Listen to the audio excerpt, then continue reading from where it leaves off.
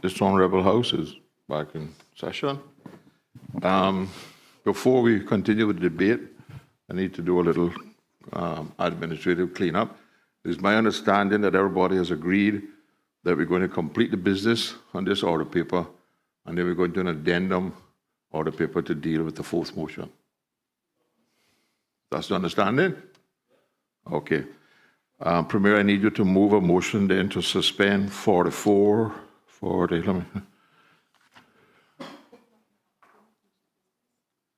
We got to wait until we do the business. Because the reason I want to do it now is so that the staff could go ahead and prepare the addendum. Okay. All right. Okay. All right. We'll do that at the end of this order paper. But in the meantime, the staff can do the addendum to the order paper.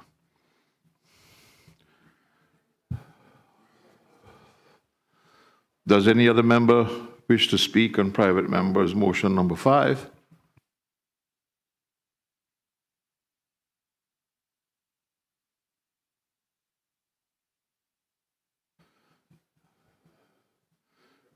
Does any other member wish to speak? Yeah. Okay. Honorable Minister of Health and Sustainability, Environment.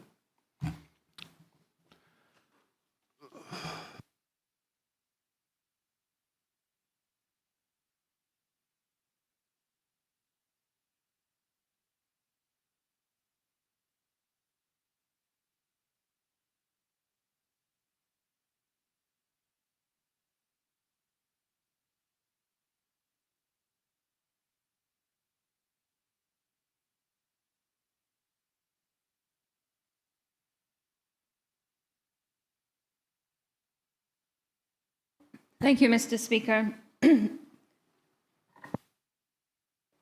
Mr. Speaker, I rise to respond to private members' motion number 5 of 2026-2027 before this Honourable House, which calls on government to consider the establishment of a tourism climate resilience fund or similar funding mechanism to support the long-term protection and sustainability of the Cayman Islands' natural and tourism assets. I wish to begin by acknowledging the importance of the issue of climate resilience as raised by the Honourable Leader of the Opposition, and I'd like to thank him for his motion. Any opportunity to bring climate resilience and the Cayman Islands' climate risk, impacts, and adaptation to the national conversation will always be welcomed by me.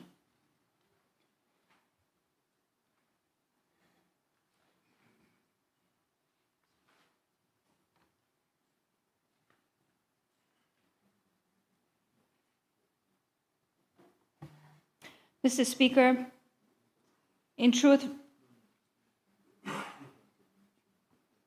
resilience seems an inadequate concept for the challenges we face.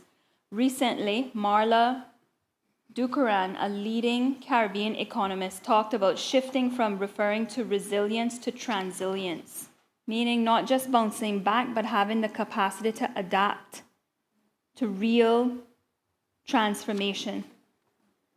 Mr. Speaker, there's no disagreement that climate resilience is central to the Cayman Islands' future prosperity. It is also a competitive advantage that strengthens our economy and supports sustainable growth across sectors. Mr. Speaker, before discussing the funding mechanisms, it's important to understand what we're seeking to be resilient to.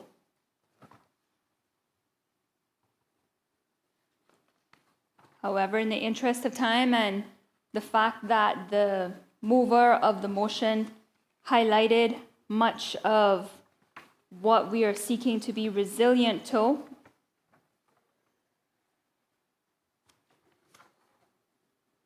I will speak to the motion. Mr. Speaker, the motion presented does not acknowledge that the Environmental Protection Fund, which already provides an important mechanism for environmental investment with wider co-benefits, is already supported in part by visitor-related fees. It's important to recognize that the Cayman Islands already operates a form of visitor contribution towards environmental protection. Through the Environmental Protection Fee and Departure Tax Framework, Visitors arriving by air and cruise ship contribute to the Environmental Protection Fund and support coral restoration, protected areas, biodiversity conservation, and other initiatives that strengthen the resilience of our natural environment. Through this fund and related programs implemented by beneficiaries of the fund, including the Department of Environment, the Cayman Islands has supported work that directly contributes to climate resilience. These initiatives may sometimes be described as environmental projects, but their impact is broader. Healthy reefs reduce coastal vulnerability and boost fish stocks. Mangroves provide storm protection, carbon storage, and nursery habitat. Protected areas support biodiversity and strengthen the national assets that residents and visitors value. These benefits help sustain the very tourism product that the motion seeks to protect. Mr. Speaker, as previously noted, we already have the Environmental Protection Fund, which has long been in place and accrues millions of dollars annually from visitor contributions. I would like to explain more in detail for the benefit of this House and the public the objective of the Environmental Protection Fund and how funds are used as governed by the 1997 motion and guided by the National Conservation Act 2013. The National Conservation Law 2013 states that the fund is to be used for the acquisition and management of protected areas and for measures to protect and conserve protected species and their critical habitat pursuant to an appropriation in accordance with the Public Management and Finance Law. Section 3 states that revenue for the fund will be earned from the following government mechanisms. A, 100% of the environmental protection fee collected under Section 6 of the Travel, Departure Tax and Environmental Protection Fee Law, and 100% of all fees paid under the Conservation Law and any fines, compensation, and cost imposed in respect of offenses under the law. There are also provisions for the government to make additional appropriations to the fund from the revenue, borrowings, or other funds of the government in accordance with the Public Management and Finance Law. Monies from the fund have been used in the past to support, for example, coral reef restoration, saving our reefs from stony coral tissue loss disease, controlling green iguana populations, enabling the native blue iguanas to thrive, cracking down on the black market trade of Cayman parrots, and the list goes on.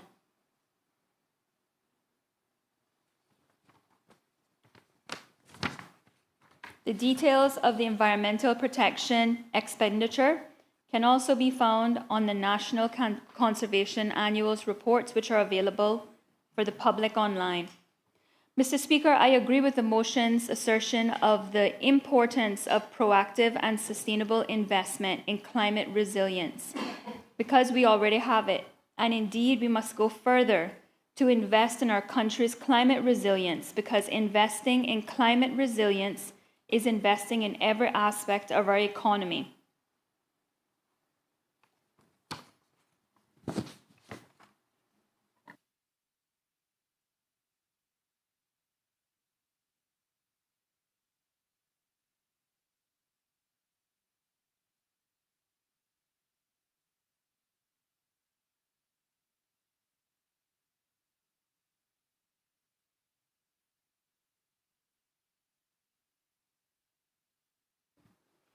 Mr. Speaker, tools such as the Cayman Islands Resilience Index will help strengthen decision-making, improve accountability, and support a more strategic approach to resilience building across sectors, including tourism, infrastructure, energy, water, and food security, including biodiversity and community well-being.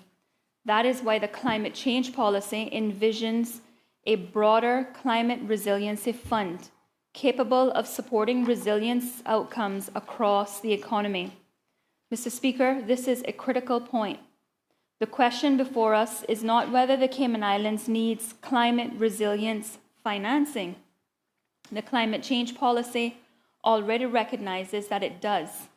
The question is whether that financing should be designed around a single sector, or whether it should be structured to address the full range of climate risk facing our country. Government's view is that the latter approach is the more responsible and more effective one. On that point, government's position is clear. While we wholeheartedly support the merit of sustainable financing for climate resilience, we are not persuaded that a standalone tourism climate resiliency fund is necessary or advisable at this stage. Climate resilience is a whole economy issue. Tourism is one of the most climate-sensitive sectors, but is not the only sector deeply affected. Any future fund should be designed as a broader climate resiliency fund, as envisioned in the Cayman Islands climate change policy, capable of supporting national priorities across sectors, including tourism. That policy recognizes that climate change cannot be managed in silos. It requires coordination, clear governance, transparent funding, proper reporting, and a structure capable of supporting long-term adaptation. And this government is committed to advancing the Climate Resiliency Fund and Climate Change Council envisioned in the climate change policy. Those mechanisms were included in the policy because effective climate resilience requires long-term governance, coordination, and financing. Mr. Speaker, it is important to state that because the design of such a framework requires proper policy direction, legal drafting, governance architecture, and cabinet approval, a fund of this nature cannot be created casually. It must be properly legislated, transparent, accountable, and capable of meeting the fiduciary and reporting standards expected of both local stakeholders and international climate finance partners. Despite having the Environmental Protection Fund in place, supplemental funding will be needed to implement the climate change policy. The Climate Resilience Fund, once established and operationalized, will serve as a means to not only generate monies through local sources, but as a vehicle to receive international climate finance.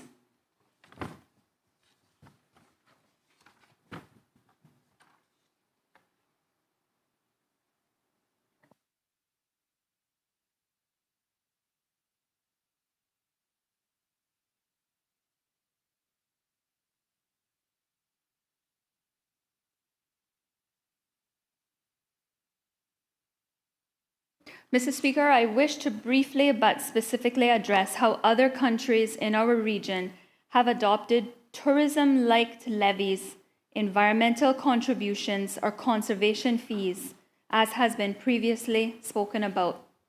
Like the Cayman Islands, BVI is a small island territory facing similar climate risk.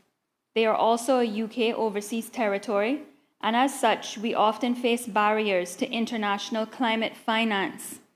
While the Cayman Islands has successfully secured funding through a range of international partnerships and programs, much of this funding is project-specific and time-limited. The British Virgin Islands Environmental Protection and Tourism Improvement Fund Act, which was passed in 2017, established the requirement for all non-cruise ship visitors to pay a $10 US levy upon arrival, with 40% directed to the Virgin Islands Climate Change Trust Fund, which was established under a prior 2015 act. The Virgin Islands Climate Change Trust Fund is an independent financing mechanism created to mobilize funds to deliver their national climate change adaptation policy. The BVI Climate Change Trust Fund model takes a holistic view of island resilience, involving various government, non-governmental organizations, and private sector. It is not an agency of the government, and it is governed by an independent board of trustees and secretariat, and headed by a CEO. The board selection process involves public nomination, and the trust submits annual reports. The fund meets the Green Climate Fund accreditation standards and is seeded by local levies on tourists, public and private funds, as well as market and nature-based mechanisms. This fund was created to provide a dedicated and transparent mechanism for financing climate resilience and adaptation measures across the territory, establishing a national financing mechanism to advance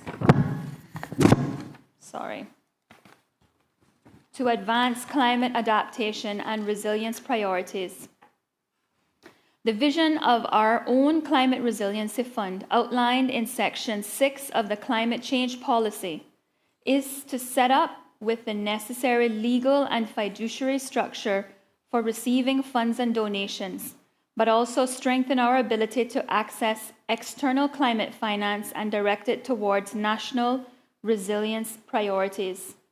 The Climate Resiliency Fund will receive funds from a variety of sources, such as proceeds from sales of carbon offsets, grants made to the government, levies on carbon-intensive products, etc.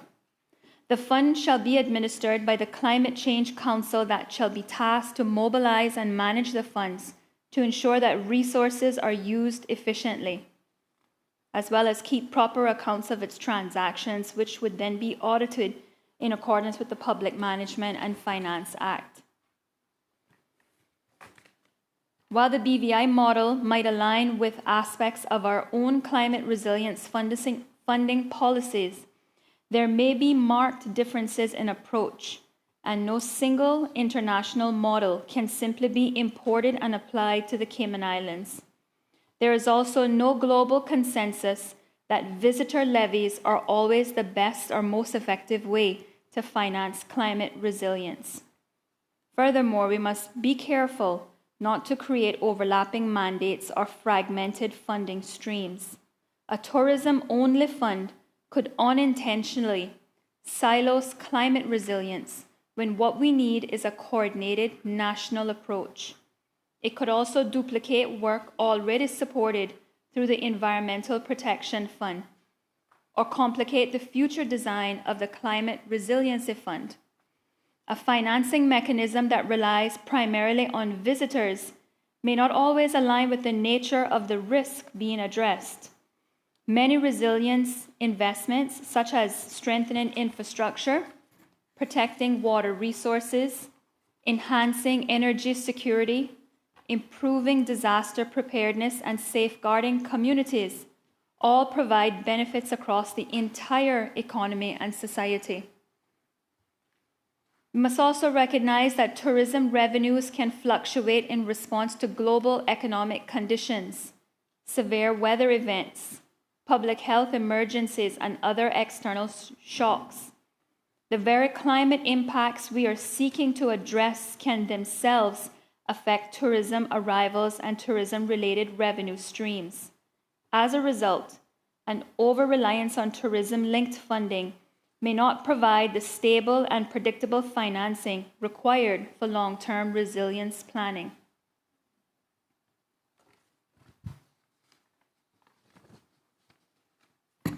Mr. Speaker, I firmly believe that the appropriate response to this motion is not to isolate tourism from the wider resilience challenge. Hurricanes do not only affect hotels. Coastal erosion does not only affect visitors. Reef degradation does not only affect water sports operators. Food insecurity, water stress, energy vulnerability, and infrastructure damage affects the whole country.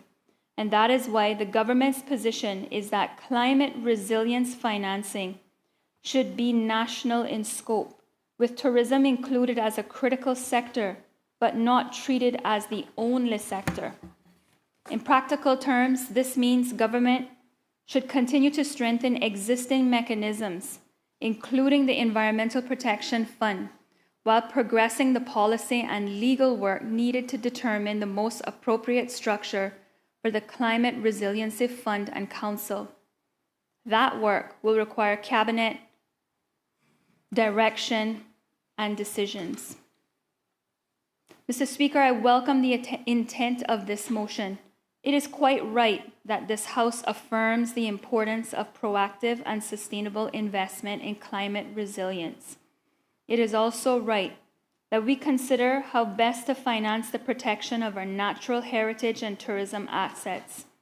But government must be careful not to commit prematurely to a narrow mechanism before the broader governance framework has been properly settled. Future long-term resilience financing mechanisms should be informed by evidence, guided by national priorities, and supported by transparent decision-making tools.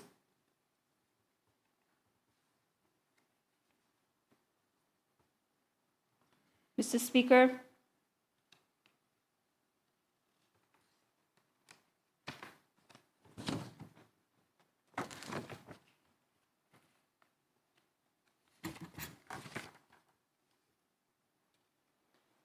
I'm of the opinion that a better approach is to build on what already exists, complete the necessary policy and feasibility work, and move towards a climate resilience financing model that is not only cross-sectorial, but legally robust and, most importantly, appropriate for the Cayman Islands. Thank you, Mr. Speaker.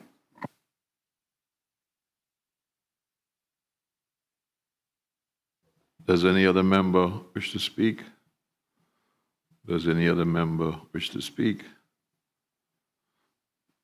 Does any other member wish to speak? If not, I'll ask the Honourable Leader of Opposition if he wants to exercise his right of reply.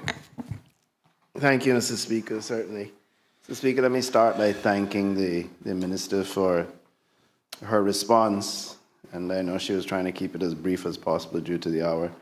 But I got the gist, Mr. Speaker, and I completely understand the fashion and the thought process when it comes to looking holistically at the effects of global warming or environmental change, drastic change in temperatures, whatever, all of these things, no matter what you believe in, things are happening, and I can understand looking holistically at that. And the Honourable Minister mentioned the EPF, the Environmental Protection Fund, which she listed out some of the things they do, but that was exactly my concern, Mr. Speaker. When you look at a environmental protection fund versus a tourism resilience fund, they're two different things. You're talking about protection of the environment, and I'm talking about sustainability and resilience of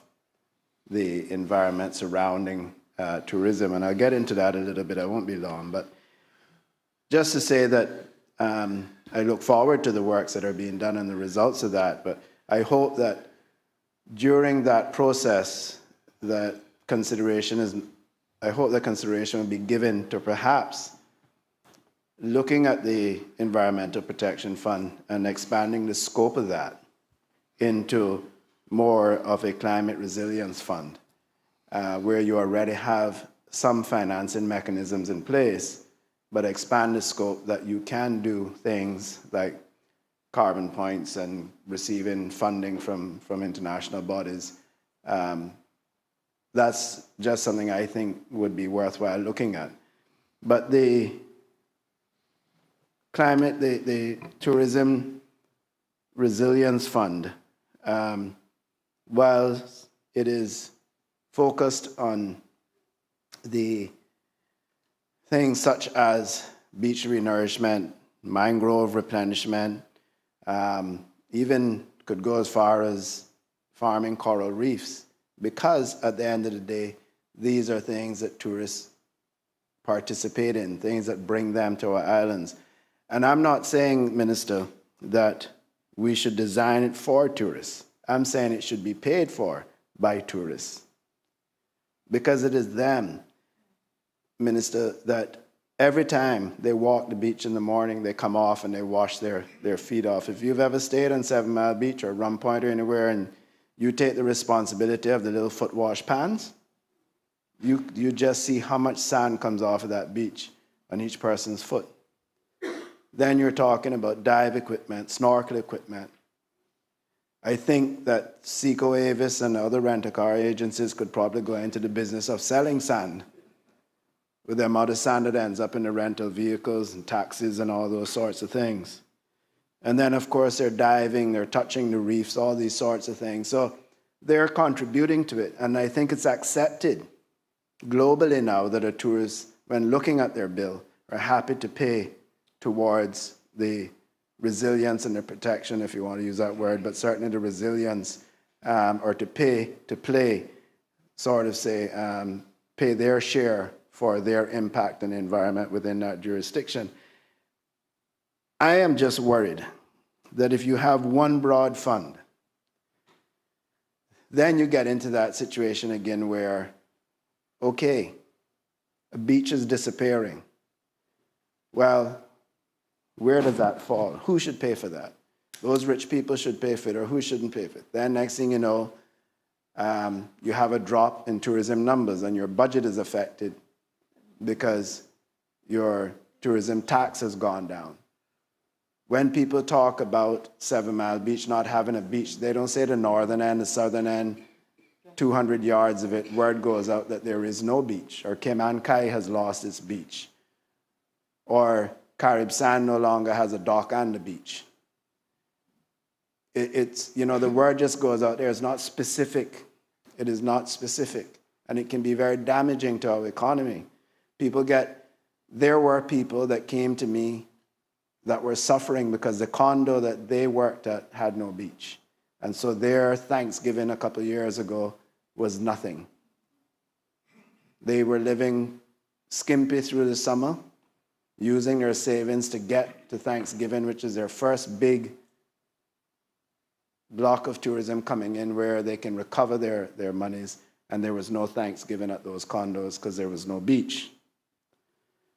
So my concern is when you have that broader protection fund, how quickly and who decides that something has to be done because our tourism dollar, our economy, the salaries that our people take home is at risk because we need action, because we need to replenish the beach, because we need to do something with the coral reefs. The dive sites, over 345 dive sites are down to 250. I don't know. Even things such as putting in the buoys for the dive sites, things such as the markers in the channels. These are all things that could fall under the resilience fund. So I just think it's I remember arguing about the EPF. Okay, who should, before the Coast Guard, and I think it's probably still an argument, who should be enforcing the WIS licenses? And who should pay for that? I did see the other day that there was someone was fined for operating, but these are the sorts of things that you get these gray areas that nobody can agree on where the money should come from and who should be used. But if you have that tourism fund, if you want to call it a resilience fund, if you want to name it something else, paid for by tourists, not for tourists, but paid for by tourists, so that Caymanians can still have a beach to walk on, so that Caymanians can still see a coral head when they go snorkeling, or Caymanians can still catch a fish. That's what we're trying to say. That's what we're saying. That has to be, in our opinion, if not a segregated fund, it should be at least a portion of any fund. That there's no questions asked, there's no argument, because with all due respect, Minister, you said it twice about who should be, that funds for tourists or funds to help tourists. No, it is a fund that's paid by tourists. The tourists are doing the damage. Not intentionally, but like again, as I said, the sand on their feet, whatever the case may be, touching the reef. So it is a fund paid by them, right? A fund paid by them that we can then use to ensure that the same quality, the same beauty, the same beach is there for them when they come back next year, and when their grandkids come in 20 years.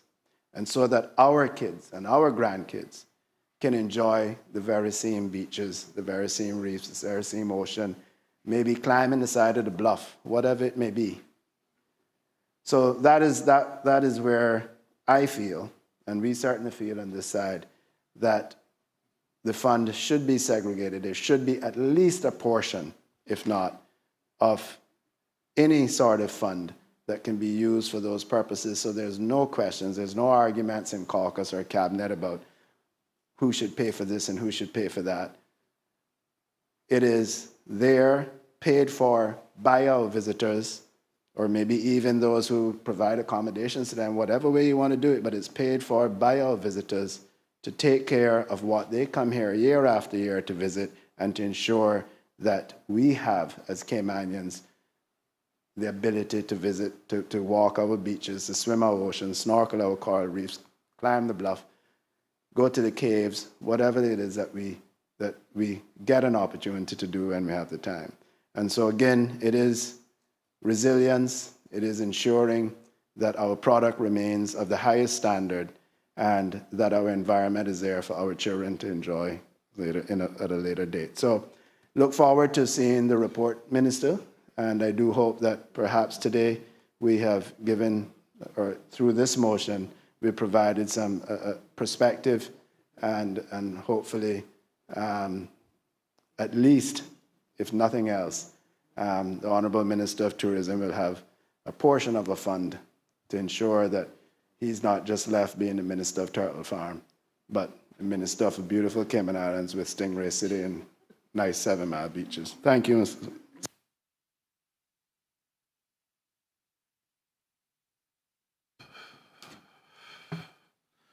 The question is, be it now therefore resolved that government considers the establishment of a tourism climate resilience fund or similar financing mechanism to support the long-term protection and sustainability of the island's natural and tourism assets.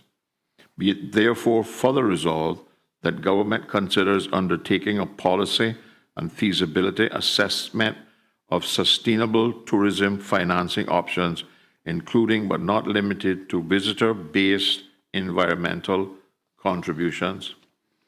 And be it further resolved that this Honourable House affirms the importance of proactive and sustainable investment in climate resilience as essential to safeguarding the Cayman Islands tourism industry, environment, and future economic prosperity. All those in favour, please say aye.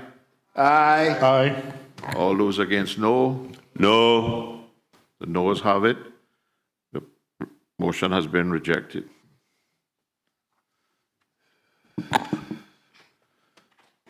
Motion number 3. Private members, motion number 3 of 2026-2027. Motion to protect and prioritize Caymanian participation in the real estate sector. To be moved by the Deputy Speaker, elected member for Georgetown West, and seconded by the elected member for Red Bay. Deputy Speaker and elected member for Georgetown West.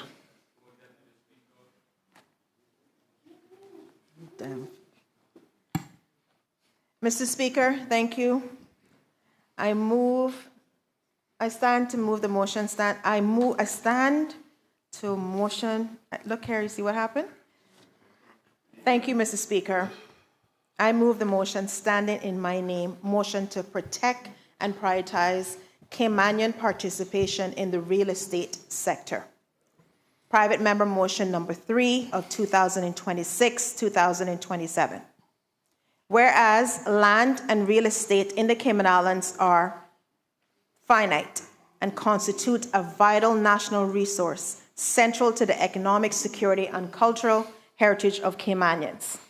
And whereas the real estate sector is a significant contributor to the island's economy, providing employment, entrepreneurial opportunities, and income for Caymanians.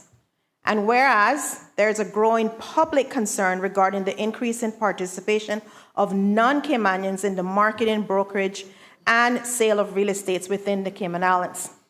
And whereas it is in the national interest to ensure that Caymanians are the primary beneficiaries of economic opportunities arising from the sale and transfer of local real estate. Be it resolved that the government considers reviewing and strengthening laws and regulations governing real estate brokerage and sales in the Cayman Islands. And be it further resolved that the government consider restricting the right to act as a real estate agent or broker to Caymanians, persons holding Caymanian status with full and unrestricted rights to work in the Cayman Islands, or persons who are holders of a valid residency and employment rights certificate, or ERC, granted on the basis of marriage to a Caymanian and who possesses full legal rights to work in the Cayman Islands.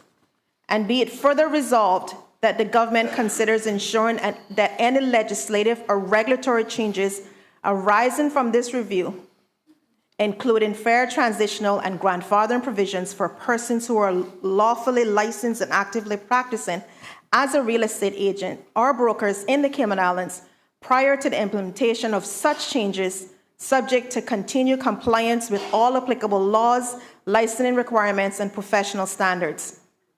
And be it further resolved that the government considers ensuring that any revised framework promotes training, certification, and professional development of Caymanian real estate agents, encourage greater participation of Caymanians in high-value property transactions, and be it further resolved that the government considers conducting a comprehensive stakeholder consultation, including local real estate professionals, developers, investors, the Cayman Islands Real Estate Brokers Association, otherwise known as CEREBA, and be it further resolved that the government considers reporting back to this Honorable House within 6 months with recommendations, including any proposed legislative amendments.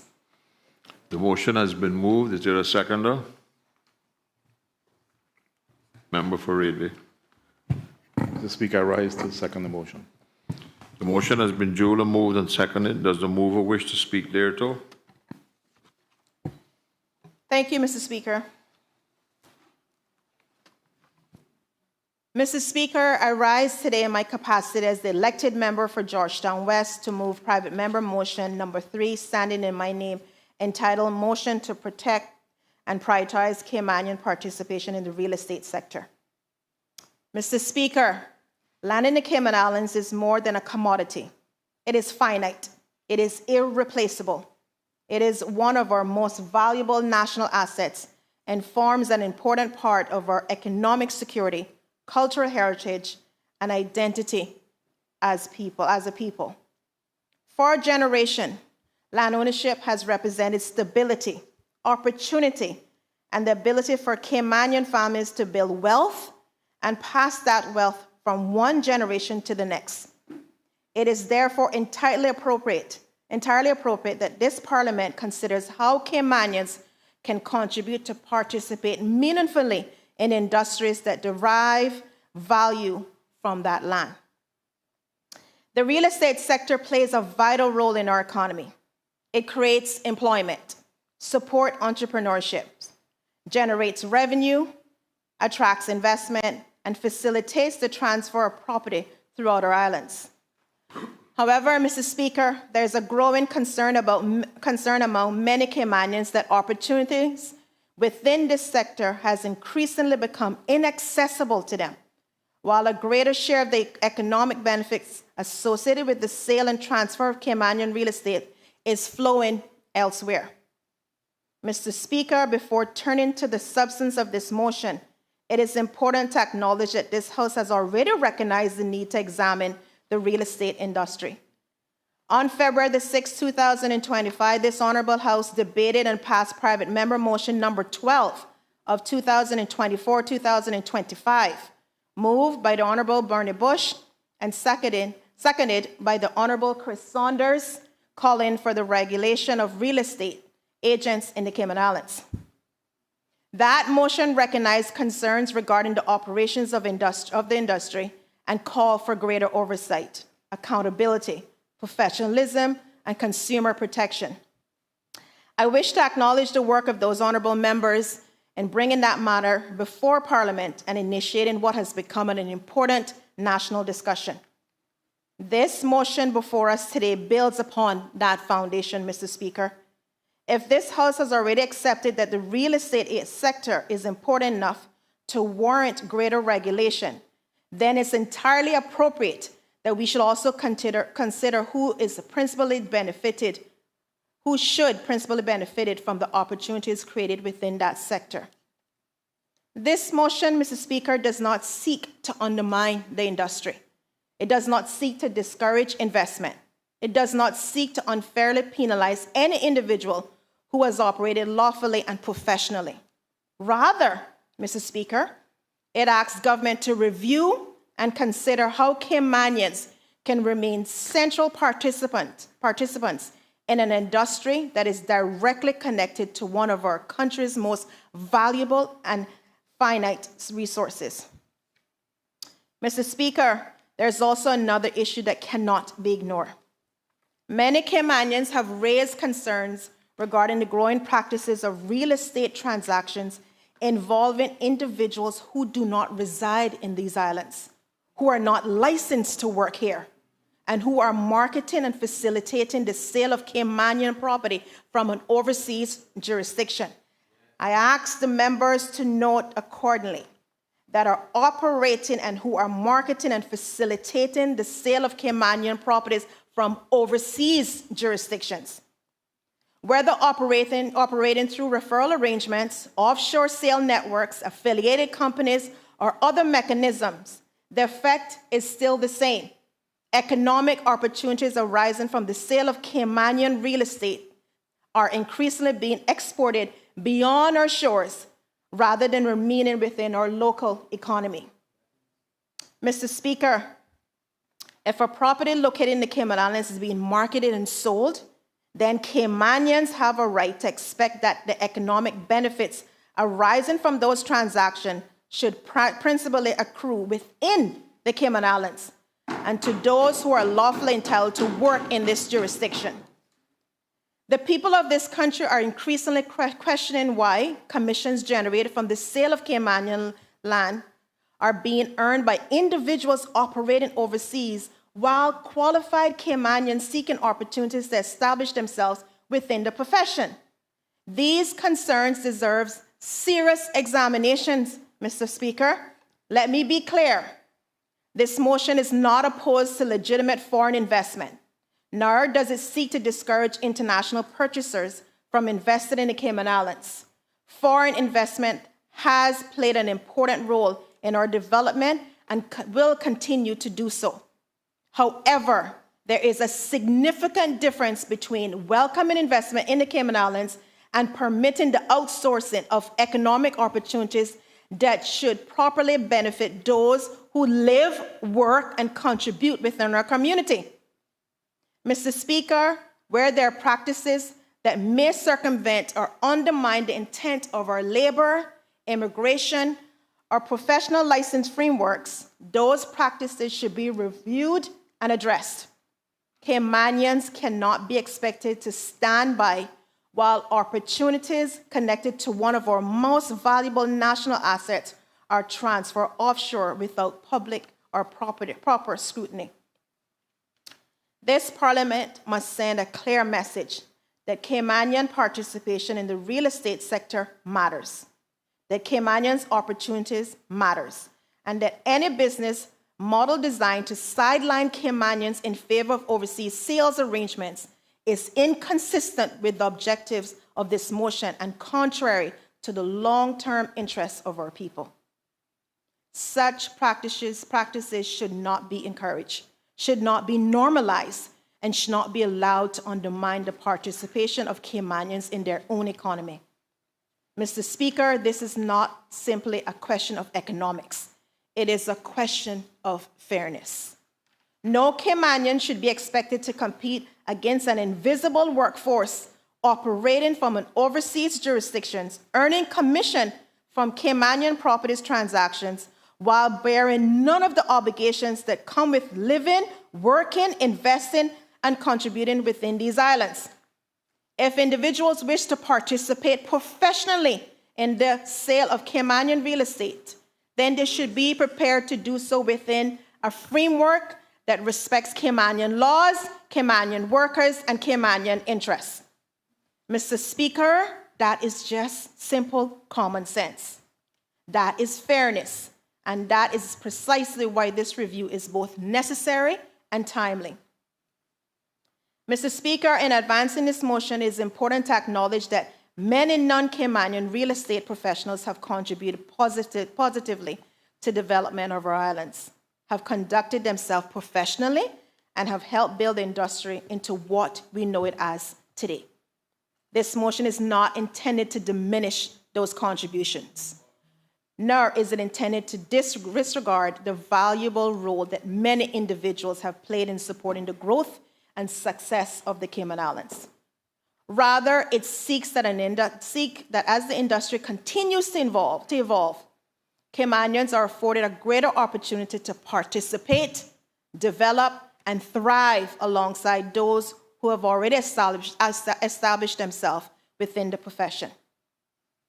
Mr. Speaker, this motion proposes that government consider restricting the right to act as a real estate agent or broker to Caymanians, person holding Cayman status with full and unrestricted rights to work, and holders of valid Residence and Employment Rights Certificate, RERC, granted on the basis of marriage to a Caymanian who possesses full legal rights to work within this island. At the same time, this motion recognizes the importance of fairness.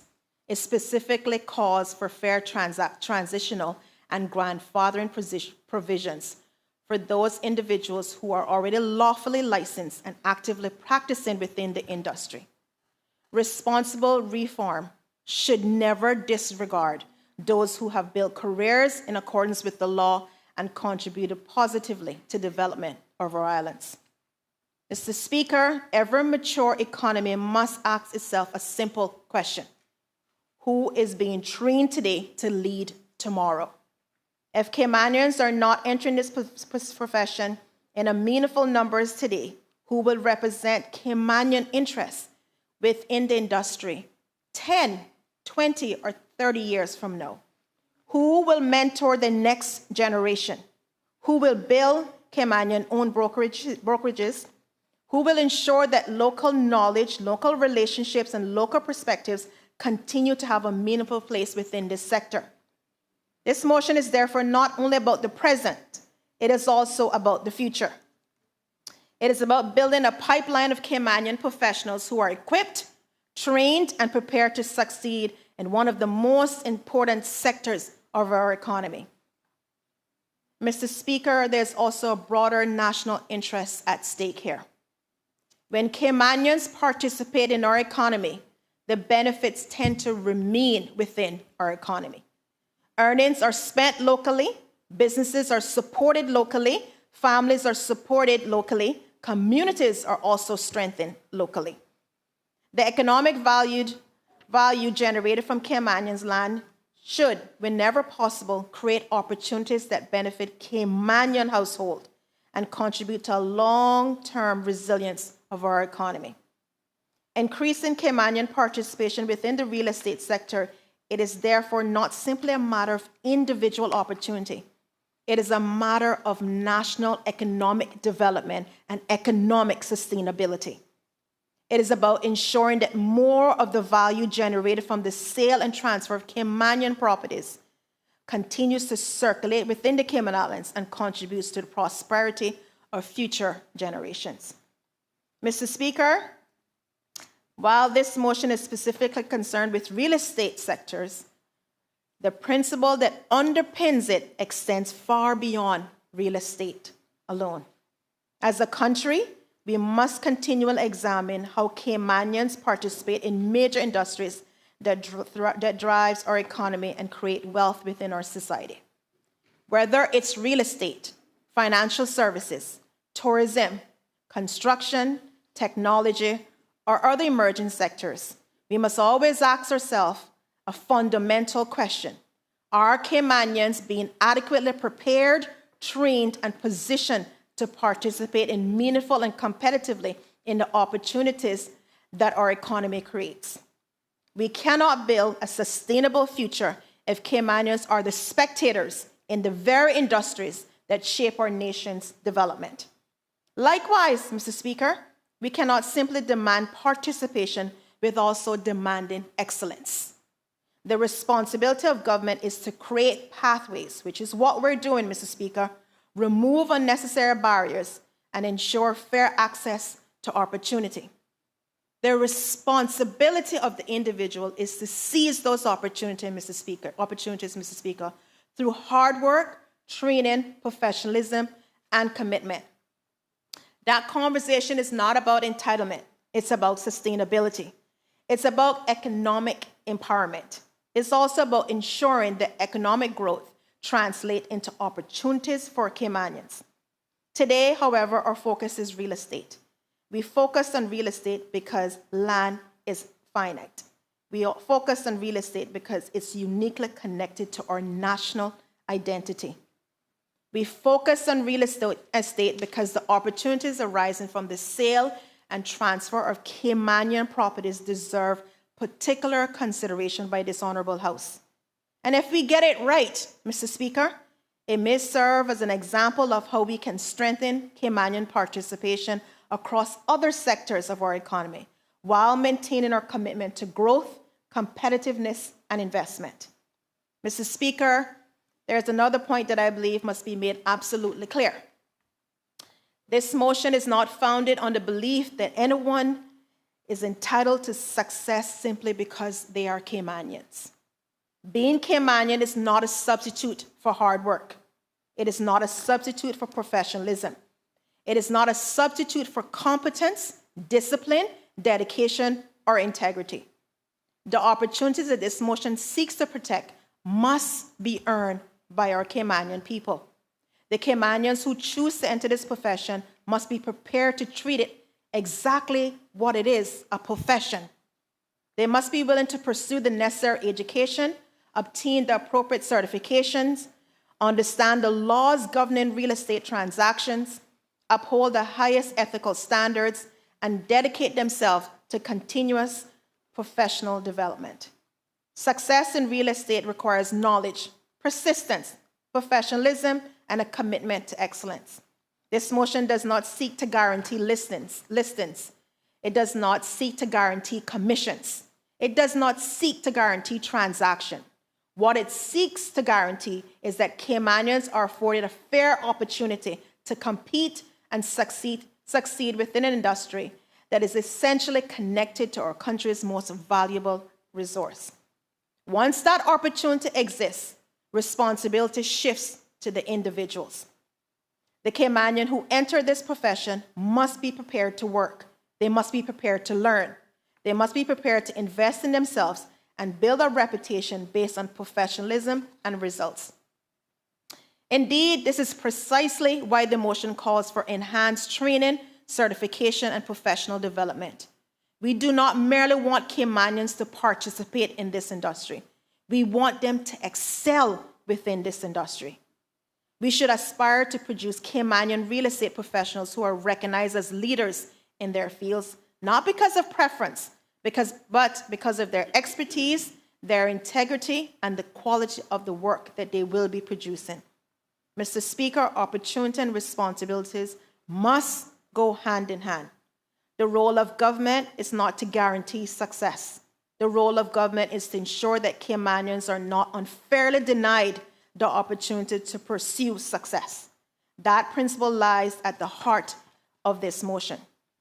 This motion also calls for comprehensive consultation with local real estate professionals, developers, investors, and Cereba. Such consultation is essential. We must hear from all stakeholders and ensure that any recommendations are balanced, practical, and in the best interests of the Cayman Islands. Finally, Mr. Speaker, which I'm sure everybody's happy for. The motion asks the government reports back to this House within 6 months with recommendations, including any proposed legislative amendments. Mr. Speaker, this motion is ultimately about stewardship. It is about stewardship for our land. It's about stewardship for our economy. But it's also about stewardship of opportunity for the future generation of Caymanians. We welcome investment. We welcome growth. We welcome development. But we must also ensure that Caymanians remain participants in that growth, beneficiaries of development, stakeholders in that success, and leaders within the industry that help shape our nation's future. That's not exclusion. That's not entitlement. That is responsible nation building. This motion does not ask for guarantees. It does not ask for special treatment. It asks only that Caymanians be given a fair opportunity to compete, to participate, and to succeed in a profession that is directly connected to our country's most valuable asset. That opportunity must then be marked by hard work, professionalism, training, integrity, and commitment. That, Mr. Speaker, is the Caymanian way. Our forefathers, Mr. Speaker, and every person in this chamber build this joint. We build this country through hard work, dedication, entrepreneurship, and believe in a better way for the next generation. We honor that legacy, not by asking for guarantees, but by ensuring that every Caymanians have a fair opportunity to contribute to, participate in, and benefit for the continued success of the Cayman Islands. For those reasons, Mr. Speaker, I respectfully commend this motion to this House and ask for support from all members. I thank you, Mr. Speaker. Honorable Premier. Thank you, Mr. Speaker. I rise to accept this powerful motion on behalf of the government. I'll thank the member for Georgetown West. Although the hour was late, and I know you attempted to make it as concise as possible, but I think you did so eloquently, and you did not lose any thunder. In a nutshell, and this coincides with other changes that we will make in this parliament in this term, we have frameworks that we have to pay respects to that help build the country. But times have changed. Caymanians have changed. Our sophistication, our qualification, our financial wherewithal has changed. So we now have to adjust the frameworks to the existing reality that Caymanians can handle and do more in their own country.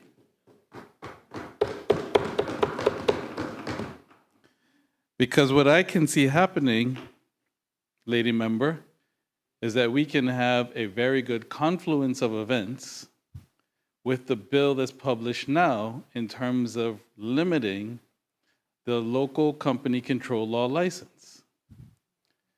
Originally, that was going to make it to this meeting. It came to caucus a couple of times. But a point you made, member for Georgetown West, about the underlying principle of your motion could be extended out to other industries is why we took another turn at that bill. Because it came back to caucus, remember, colleagues, and we said, hang on a second, we're only extending a moratorium on just real estate. There are other LCCL categories. So what is to prevent us from making the enabling provision under that legislation to all the categories? That took a little bit more toil, a little more counsel with legal drafting. So I had it in my mind that that was definitely going to be September. To our surprise, the bill came back after it had a few more rounds of internal consultation, so we published it. I don't think any of us want to stay till Friday, but if we did, we'd pass it then. But everything works in God's time, because then we'd be able to fine-tune it, have regulations, and then have recommendations on your proposal and bring the whole package so the country can see real action in real time that we mean business, that Caymanians have evolved and need a greater stake in the success that is coming to their country. You're right that this should be no surprise. There have been past motions. So no one should be stunned by this. This is not some radical move you just rolled out of bed and thought of on your own. It's just that the meat behind it, the drive behind it, the will behind it has not executed the necessary legislation. So no one should wake up tomorrow morning and think this parliament is nuts. In addition to that, the other point that you made that's very persuasive is now with technology, you have the economic activity happening outside of Cayman. So again, even if the Caymanians were participating now, we would still have to adjust the framework for the reality that it's, Mr. Speaker, it's happening outside of Cayman. So either way, this has to get touched. There's no doubt about it. And I also did not expect to hear, but I think it's a powerful point that will resonate, Mr. Speaker, that we do have to make the point that what this parliament can do is set the framework. It's then up for the Caymanian not to be guaranteed anything. You think you used the word, lady member, entitlement. It is for us to set the new reality and the new framework and you to go excel. But I think Caymanians listening to this will say that they know that they are qualified to do so now. So they're not talking about being entitled. They're already in the game now and are not being given the tools and the legislative power and the regulatory power to excel and get to the C-suite. So you have the commitment of this government that yes, there'll be consultation.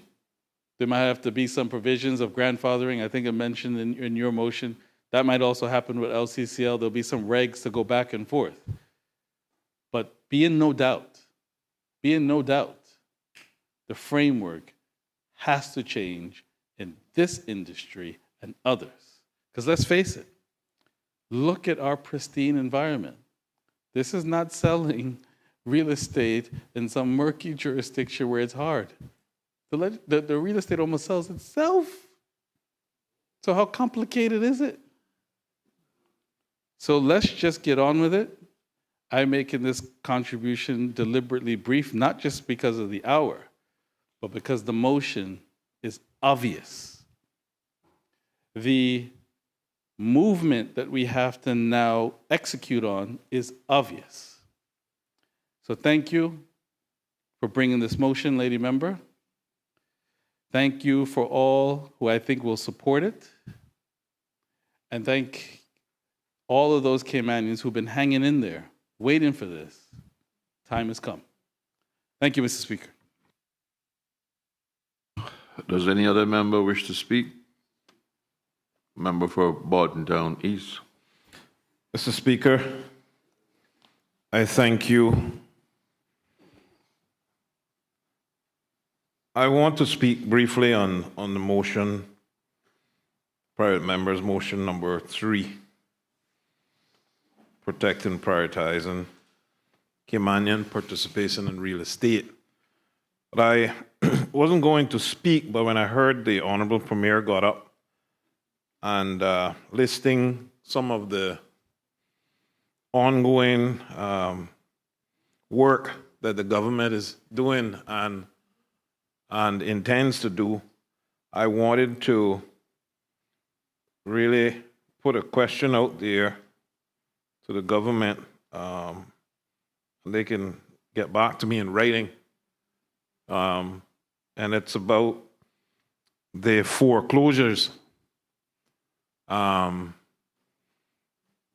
terms of the practice direction on application under Section 72, 75, 77, under the registered land law in 2012 that was sent down by Chief Justice I think you know about that, Honorable Premier. And what I'm getting and the feedback I'm getting from a lot of Caymanians who are calling me saying that the banks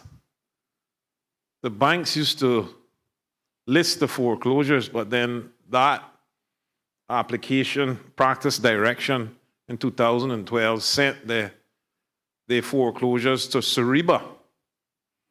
And what is happening apparently is that Caymanians now are not able to get access or readily see the foreclosures.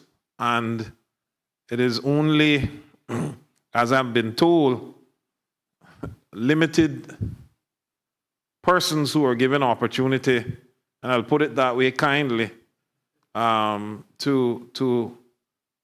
purchase these foreclosures, and Caymanians are now wanting these opportunities to purchase these foreclosure homes, and they don't know about the opportunity because it's not listed anywhere publicly that they can access it, as I've been told. So I'm not sure if the government was also working on that, or if anyone had brought those concerns to you all, but I can tell you that it is something that is buzzing out there, and Caymanians want an opportunity for these foreclosures to be listed publicly so they can get an opportunity to purchase these foreclosures, because persons are coming here,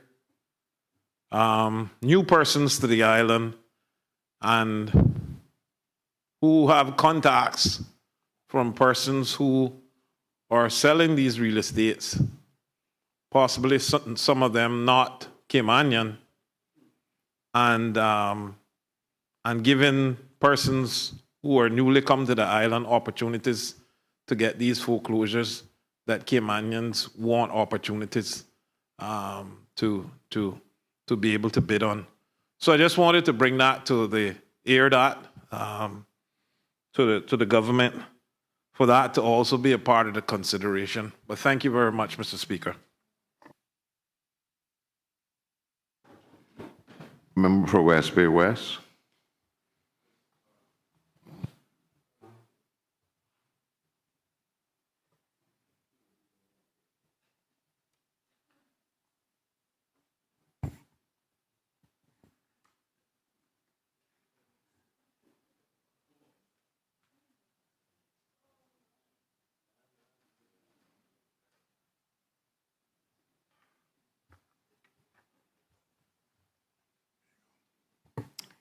Thank you, Mr. Speaker.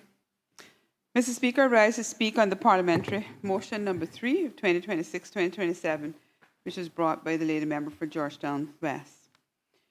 At the onset, I wish to thank the honourable member for bringing this motion, as I, along with many members of this honourable House, campaigned in 2025 on protecting Caymanians from all of our campaign platforms. Mr. Speaker, the real estate sector has long been one of those pillars of the Cayman Islands economy. It contributes significantly to the economic growth, employment opportunities, investment, and government revenue.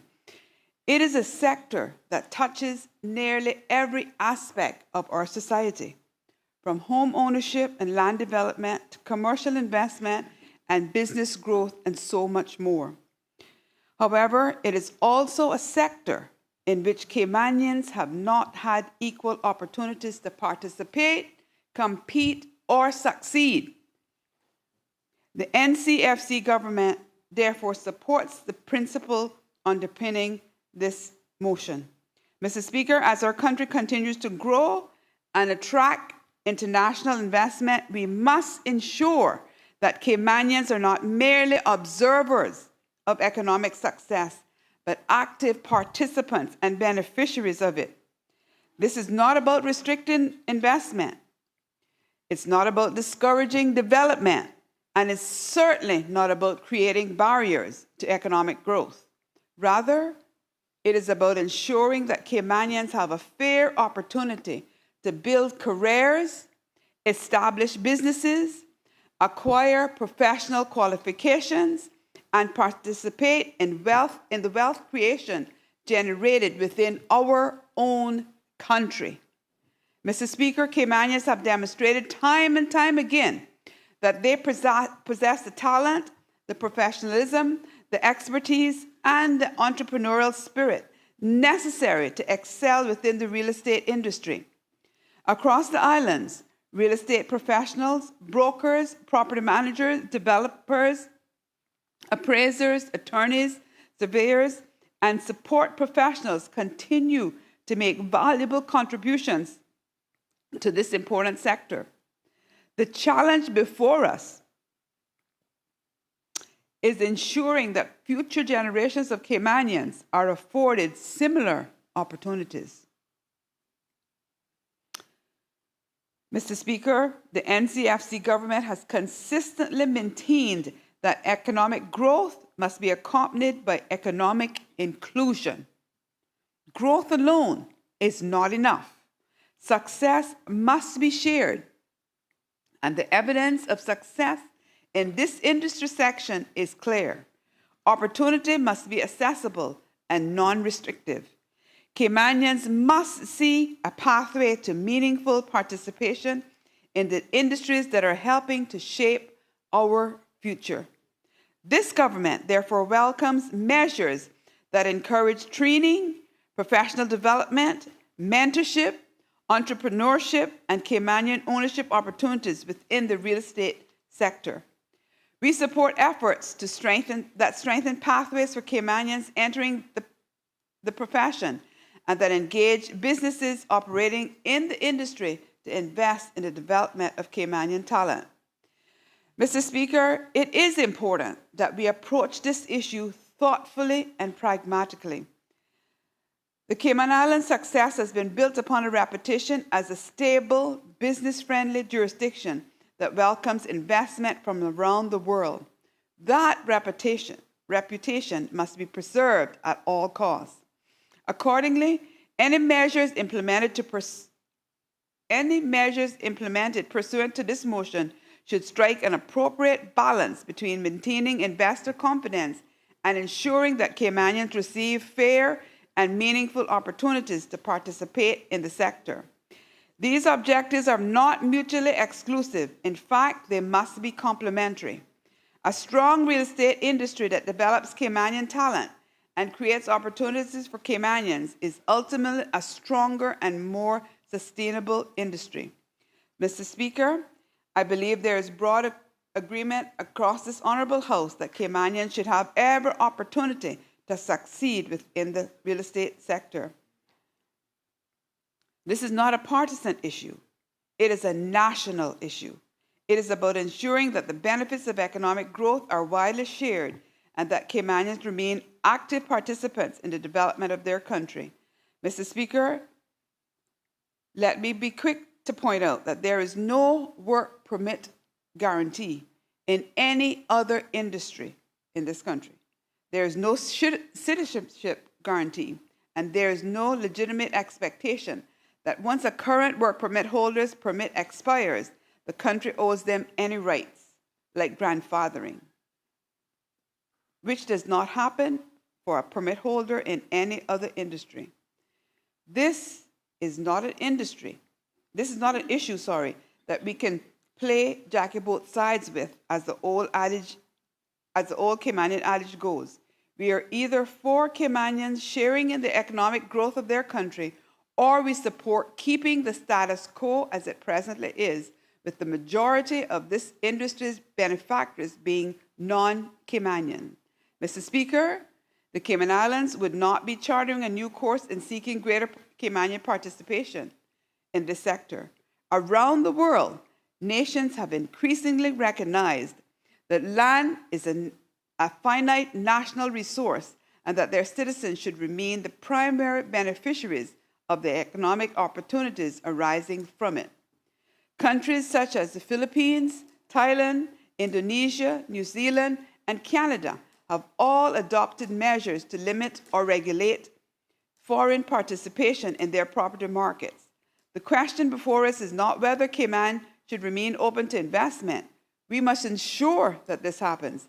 The question is whether Caymanians should play a leading role in the sale, development, management, and stewardship of Caymanian land. On that point, there appears to be growing consensus across both government and the opposition benches.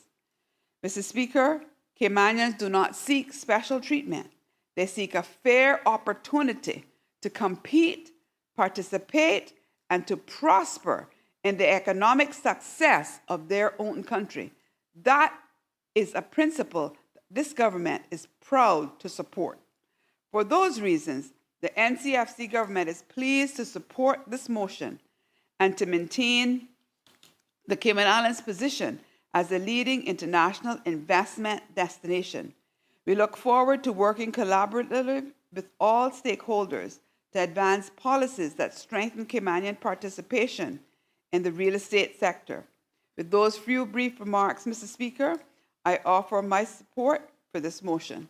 Thank you, Mr. Speaker. Member for Red Bay. Mr. Speaker, I just have a few things to say, sir. Kidding, I'm not really reading all that, sir.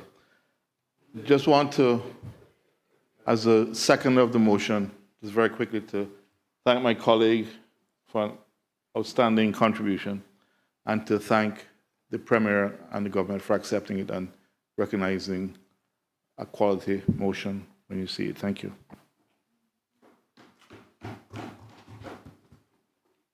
Does any other member wish to speak? Member for Newlands.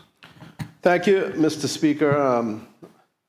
I wouldn't have a good rest tonight, I don't think, if I didn't make sure that I made some contribution, given that I'm wearing the temporary Minister for Caymanian Opportunity hat. Yes.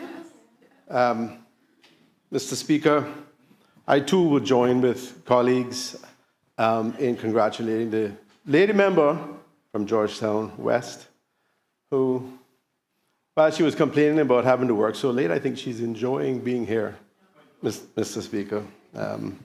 And she certainly did perform admirably in presenting the motion. Mr. Speaker, I'm not going to speak to all the reasons why she's right. She did a great job in that respect. Mr. Speaker, what I want to say is, just in terms of some numbers, we have 115 persons on work permits who are employed in the real estate sector. We have one working by operation of law, 7 working under permission to continue working, 11 on temporary work permit, 1 on an extension of a temporary work permit. These are the kind of numbers, Mr. Speaker, that fall squarely within the cohort that the lady member was talking about, that would form the transition cohort. And I think, Mr. Speaker, that is certainly a good enough number for us to take this on board and move forward with, to now transition into presenting opportunities for all those hardworking Caymanians that reflect all of the characteristics that the lady member has articulated, Mr. Speaker. Mr. Speaker, our Premier has outlined the work that's in train around the amendment to the Local Companies Control Act. Mr. Speaker, we also have mechanisms under the Caymanian Protection Act. We have the ability to have an order by Cabinet which would come down to Parliament, to be confirmed by Parliament, to prescribe the kinds of jobs and work that would require full Caymanian participation. We have that option.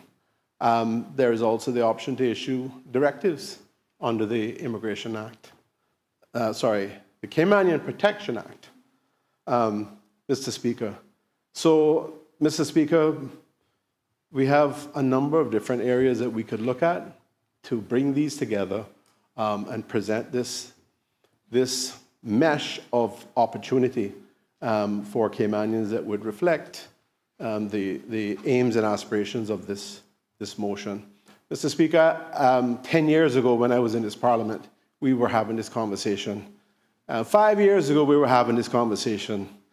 And we probably had this conversation a few times in between, and every time we have a caucus meeting, or, well, let's just limit it to caucus, these issues come up. Mr. Speaker, you know, there's that old saying about when all is said and done, there's a lot more said than done. It's time for us to do less talking about it and get it done. Mr. Speaker, we have to move forward and address this issue. So, Mr. Speaker, again, I congratulate the lady member. I will, before I get to that, I just want to say in relation to the the people outside of the country benefiting that the member was referring to. I'm not sure how we address that, Mr. Speaker, because of the system that we have of unrestricted ownership of land in Cayman. So the world is a marketplace for Caymanian property. So that, you know, we may find solutions to that, but that is sort of the way these things happen just about all over the world when you have an open market system. But it doesn't mean we shouldn't be trying to find a solution for it. And the honourable member from Bordentown East talked about the foreclosure market. Mr. Speaker, I think what happens there is the property gets listed on the multi-list system, and that is by the practice direction that came from the Chief Justice some time ago. That is the equivalent of a public auction. But what happens before it gets to that, Mr. Speaker? Because I know I've seen it. I have seen people sending around things going, hey, this is about to get listed as a foreclosure. And I'm just sending it out to people that, you know, that might be interested. I've seen them, you know, people have sent to me. So Caymanians have sent to me. So what about all the other people that are sending it to all these other folks? That's where we start having the problems, because if there are people who are actively in the market, I don't take that approach, but if there are people who are actively in the market, they will, if they get a mover advantage, they'll take it. And that is what undermines the opportunities for Caymanians, which the member from Bordentown East was speaking to. Mr. Speaker, I think I'll leave it there just to say I think we should move forward with this, get this done. There are options open to us, and time for us to take the actions and do less talking about it. Thank you. Does any other member wish to speak? Member for Bordentown West. Mr. Speaker, thank you very much, Mr. Speaker. And Mr. Speaker, I want to start off by thanking my colleague on this side, the honourable member from Georgetown West, for a well-delivered motion. And I want to also thank her again because she had mentioned, you know, before, it was something that Bernie Bush and I had brought in the previous Parliament. And for members who may have missed that debate, I can honestly say that one of the best responses to that debate actually came from the lady member from Cayman Brac East when she was Premier at the time. And I can honestly say that was one of the best delivered speech because it went a little bit further. What that speech also looked at was even the very people that do land valuations. I mean, we have seen people just crawl off of the plane, walk off of the plane, start valuing Caymanian property, and literally some of the valuations that they come back with are literally chewing away at people's equity in their homes. But, Mr. Speaker, the one thing that I really want to touch on, and two things. The acting Minister for Caymanian Employment had mentioned the work permit numbers. And one of the things I looked at while the lady member was speaking was in the last census, where there was at that time 705 persons involved in real estate activities as per the census at the time, of which 447 were Caymanian and 258 were non-Caymanian. Now, I suspect that that number also includes administrative staff and everything else. So what I probably would ask the acting minister to do is to reconcile his information along with what the census used in terms of what jobs they were looking at.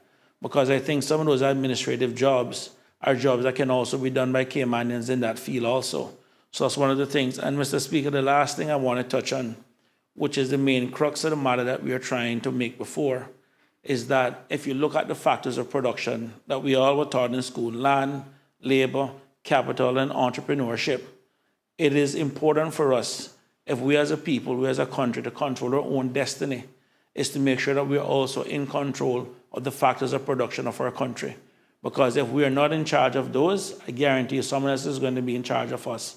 So it is very important. So this step, while small as it is, it's really a big step in making sure that the Caymanian people control the factors of production in their own country. With that, Mr. Speaker, I just want to thank the lady member again.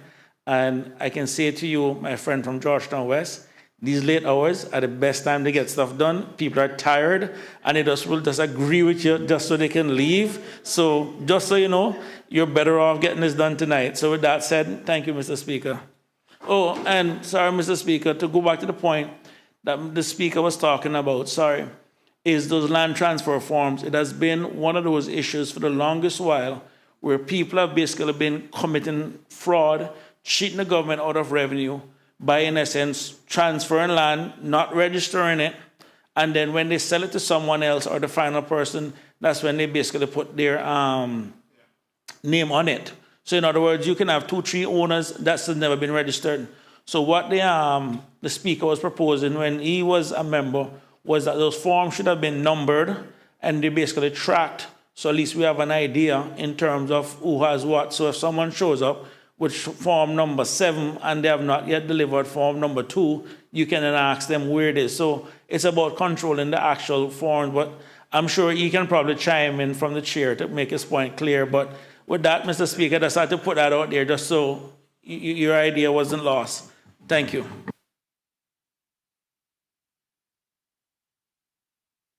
Does any other member wish to speak? Does any other member wish to speak? Does any other member wish to speak? I'll invite the mover of the motion to exercise her right of reply. Mr. Speaker, thank you. I was quite happy to hear the member from Savannah. I was actually thinking he didn't like me, but I'm seeing that I'm actually growing on him, so that's Newlands. So that's a good thing to know. But on a serious note, I do want to say thank you again once to the government, and additionally to the seconder, Mr. Roy Tatum, the member from Red Bay, for seconding the motion. I think we have to understand why we're here, and at the end of the day, we are here to create opportunities for Caymanians. And I am not going to back down from any challenge that is presented when it comes to protecting, promoting, and preserving what we know as Caymanians and pushing the agenda forward to benefit our Caymanians. So I thank you, Mr. Speaker, and once again, thank you. The question is, and this is the first motion I've ever seen in Parliament where there are more resolves than there are whereases. The question is, be it resolved that the government considers reviewing and strengthening laws and regulations governing real estate brokerage and sales in the Cayman Islands, and be it further resolved that the government considers restricting the right to act as a real estate agent or broker to Caymanians, persons holding Caymanian status with full and unrestricted rights to work in the Cayman Islands, or persons who are holders of a valid residence and employment right certificate granted on the basis of marriage to a Caymanian and who possesses full legal rights to work in the Cayman Islands.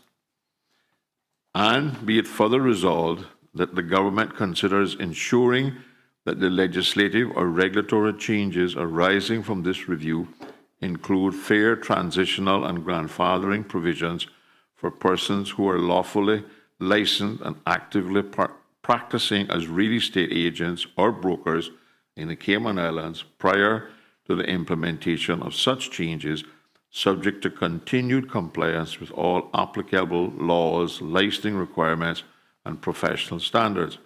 And be it further resolved that the government considers ensuring that any revised framework promotes training, certification, and professional development of Caymanian real estate agents, encourages greater participation of Caymanians in high-value property transactions, and be it further resolved that the government considers conducting a comprehensive stakeholder consultation, including local real estate professionals, developers, investors, the Cayman Islands Real Estate Brokers Association, and be it further resolved that the government considers reporting back to this Honourable House within 6 months with recommendations including any proposed legislative amendments.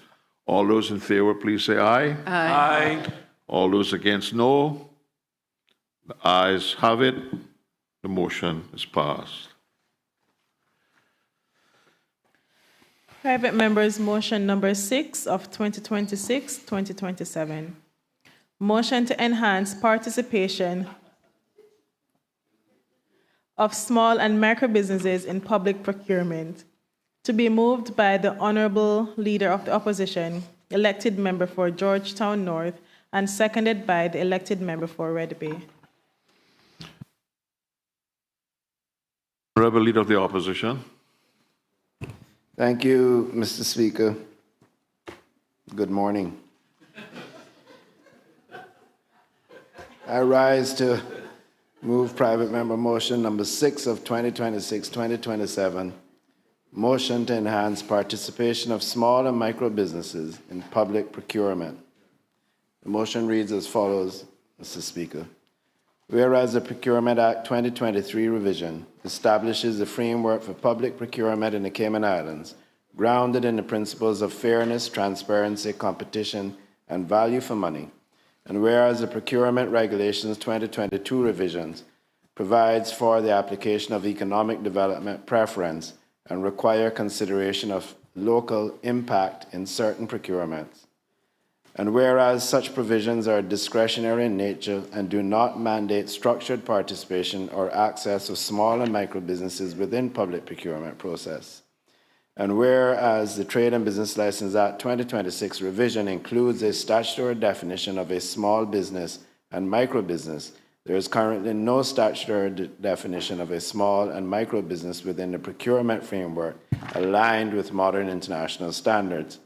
And whereas international best practice included in jurisdictions such as Jamaica, Trinidad, United Kingdom, the European Union, United States of America incorporates specific measures to facilitate the participation of small and medium enterprises in public procurement, including contract lotting requirements, supplier diversity policies, set-asides or participation targets, and evaluation criteria that formally weigh local economic impact. And whereas small and micro businesses are critical drivers of employment, innovation, and economic resilience within the Cayman Islands, and whereas barriers to entry in public procurement, particularly contract size, administrative burdens, and the lack of structural access, disproportionately impact small and micro businesses. And whereas enhancing participation of local small and micro business in public procurement will strengthen domestic economic development, improve wealth distribution, and build national capacity. Be it now therefore resolved that government considers amending the Procurement Act and/or regulations to introduce a clear and modern definition of small and micro businesses aligned with internationally recognized standards and adapted to the Cayman Islands economy within 6 months. And be it further resolved that government considers amending the procurement regulations to introduce a local supplier preference mechanism, allowing for a defined evaluation margin in favor of qualifying Cayman Islands small and micro businesses, consistent with the principles of fairness and value for money, and streamline procurement processes for low and medium value contracts to reduce administrative burdens and improve accessibility for small and micro businesses. Motion has been duly moved. Is there a seconder? Member for Red Bay. Mr. Speaker, I rise to second the motion. Motion has been duly moved and seconded. Does the mover wish to speak thereto? Yes, thank you, Mr. Speaker. Mr. Speaker, I'll try to be as quick. I don't know how to shorten it, but I'll be quick. Mr. Speaker, when I first started thinking about this motion, it came out of, I should say, the opening of a paint store that both the Premier and I attended. And there were two young Caymanians there who the owner of the paint store pointed out that they had attended an international training session for the brand paint that they represent. And he took these two young Caymanians with him, two of his clients, and one of the young men scored 100 points on the two-day training. The other one scored 99 points. The owner of the store scored 98 points. After the opening, Mr. Speaker, I started to talk with the young men, asking them about they had all these indoor, outdoor things I was asking about around my pool and stuff. And the conversation evolved to where the young men said that they don't even apply for government projects. They said it's just the procurement process is just stacked against them and they don't even apply. So I asked myself a simple question. When government spends public money, who benefits, Mr. Speaker? And it sounds like a straightforward question, but the more you think about it, the more important it becomes. Because every year, government spends hundreds of millions of dollars purchasing goods and services and works. And Mr. Speaker, every time a contract is awarded, that money goes somewhere. Supports a business, supports jobs, supports families, supports growth. Question is whether we're doing enough to ensure that some of those opportunities reach the small business that form the backbone of our economy. Mr. Speaker, every member in this House talks about supporting small business. We all do it. We talk about entrepreneurship. We talk about creating opportunities for Caymanians. We talk about economic diversification. We talk about helping people build wealth and create jobs, and rightly so.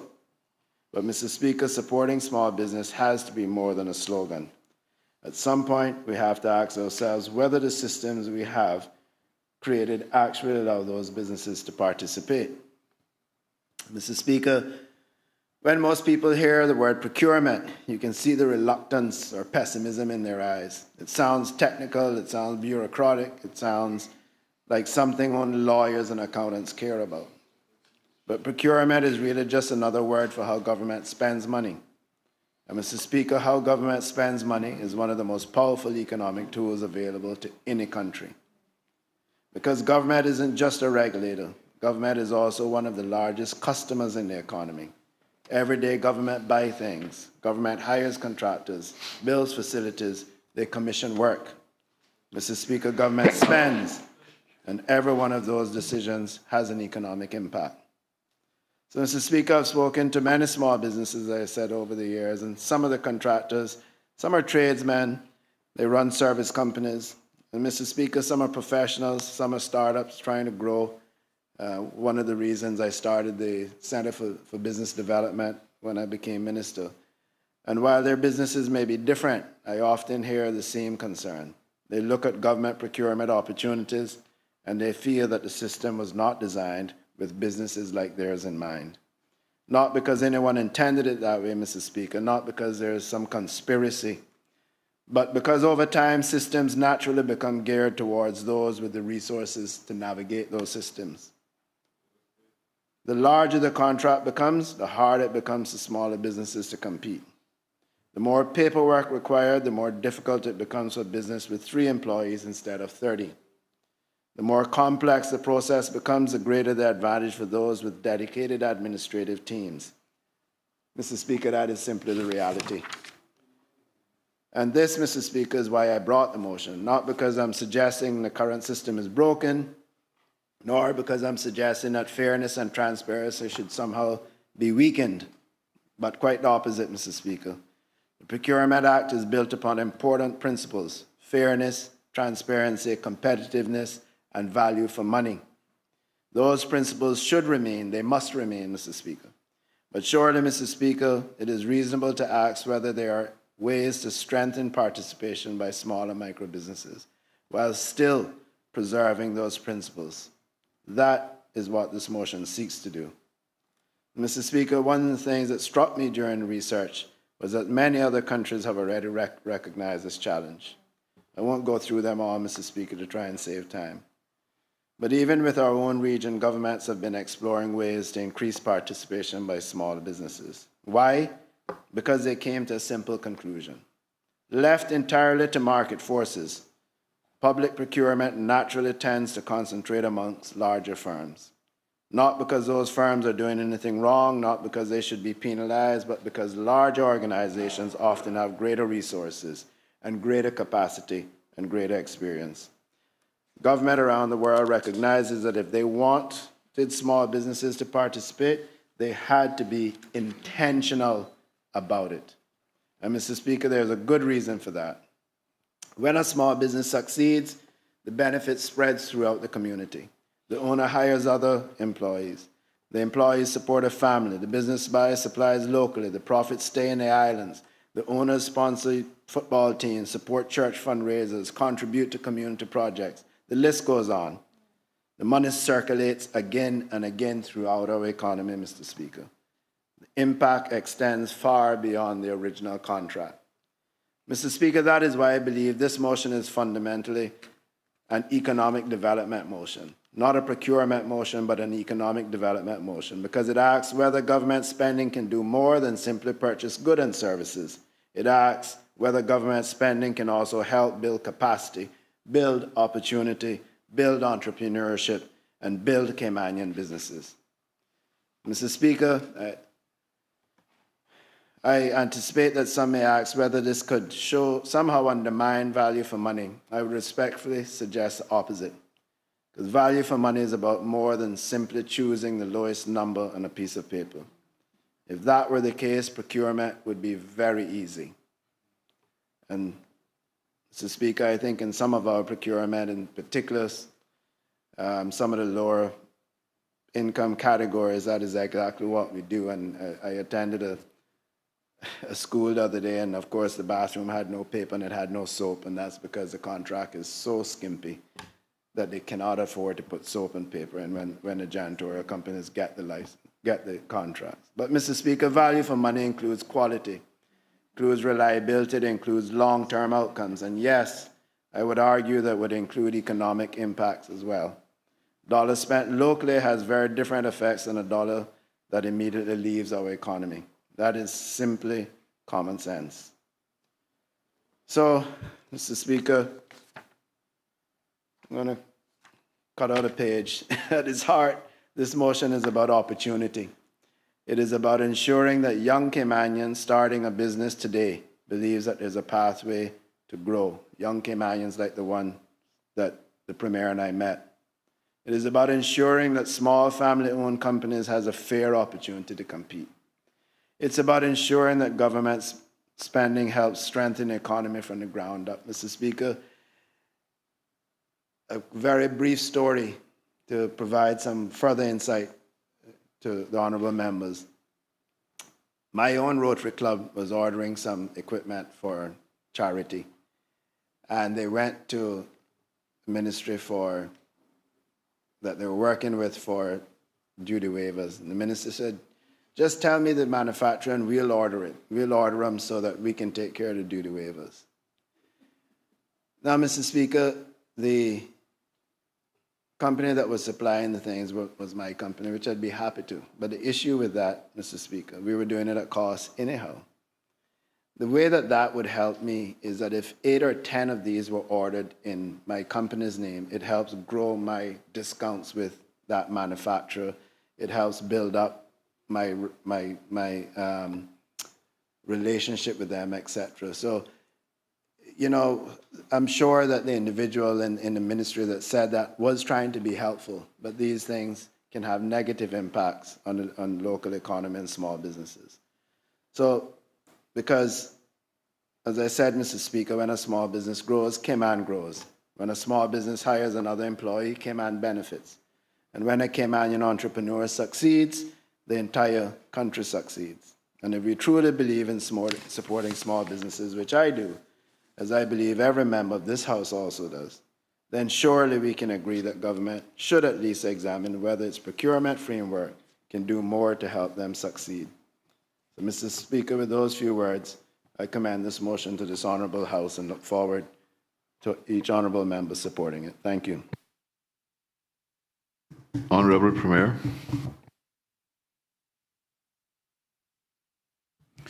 Thank you, Mr. Speaker. Not because the hour is late is the reason why I'm making this brief. That should take nothing away from the motion. It is purely because we agree. And I rise to accept the motion on behalf of the government. On a brief side note, the paint shop that the leader of the opposition is referring to is Tommy Ebanks' paint shop on Eastern Avenue. And I believe he has gotten to a place, he had a health challenge, and he's gotten to a place where I think he's been released now. He may be back home. Yeah. So our thoughts and prayers and wishes for Tommy's speedy recovery. But had I known that the leader of the opposition had the vision then, we could have agreed the motion then. Because it's pretty straightforward. It's in our broad and specific outcomes that we're looking at the procurement framework anyway. And that work will be taken forward by the Minister for Finance and Economic Development, because as the leader of the opposition says, the heart of this motion is not necessarily a procurement issue, even though that's where the fix is. It also generates economic development and then can help provide greater opportunities for our micro and small businesses who can handle some of the jobs. So with that, Mr. Speaker, I don't think we need to prolong this debate. It's straightforward, and we should just go to get it done. Thank you, sir. Does any other member wish to speak? Member for Reid. Mr. Speaker, thank you. The hour is late, so I will be brief. And just to possibly help, Mr. Premier, the concept of local supplier preference is not a new one to the procurement office. I've just last night discovered their procurement annual report 2025, published in May 2026, under the section headed Themes and Principles. It refers to what it calls the Cayman Islands Development Preference. And if you'll allow me, Mr. Speaker, I will just read what it says here. The Cayman Islands Development Preference encourages public procurement to support its local economy by the inclusion of non-financial elements to the bid submission evaluation that favors bidders with positive local, environmental, and social impacts.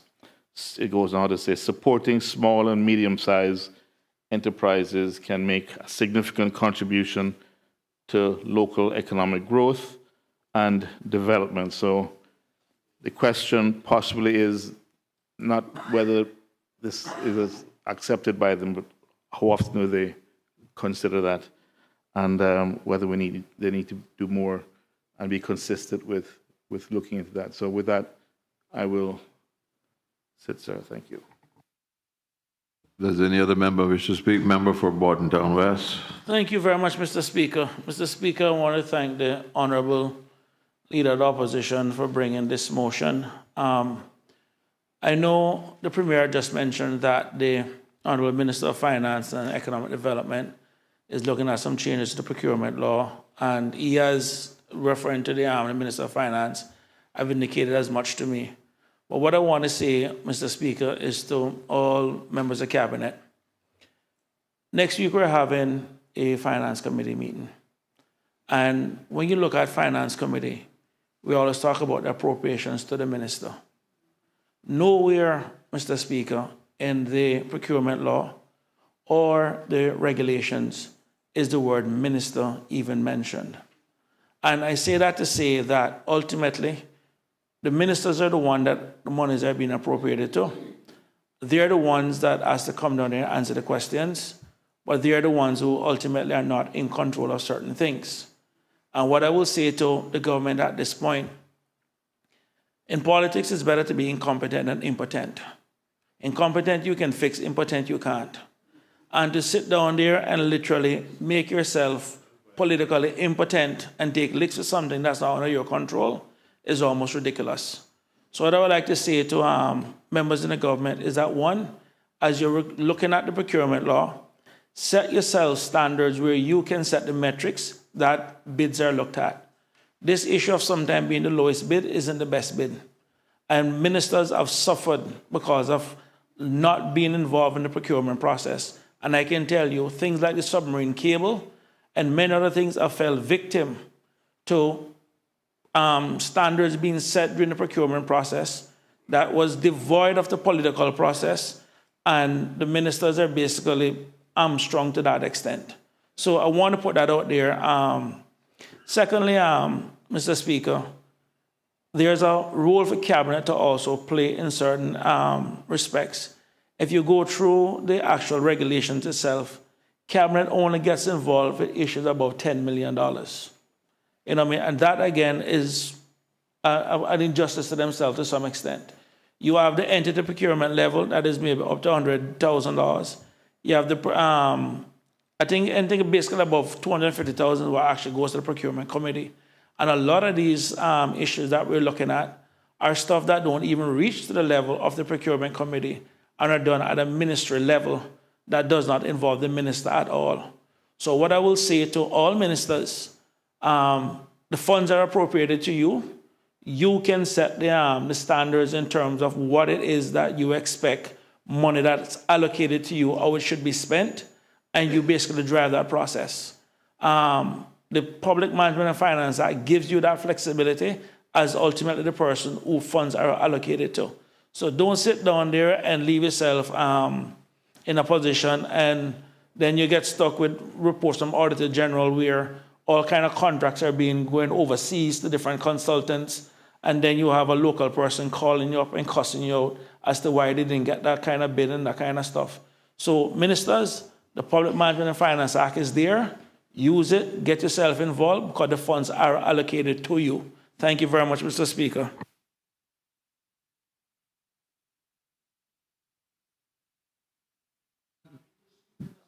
Does any other member wish to speak? Does any other member wish to speak?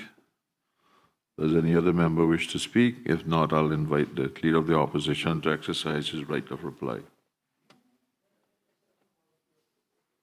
Mute. Thank you, Mr. Speaker.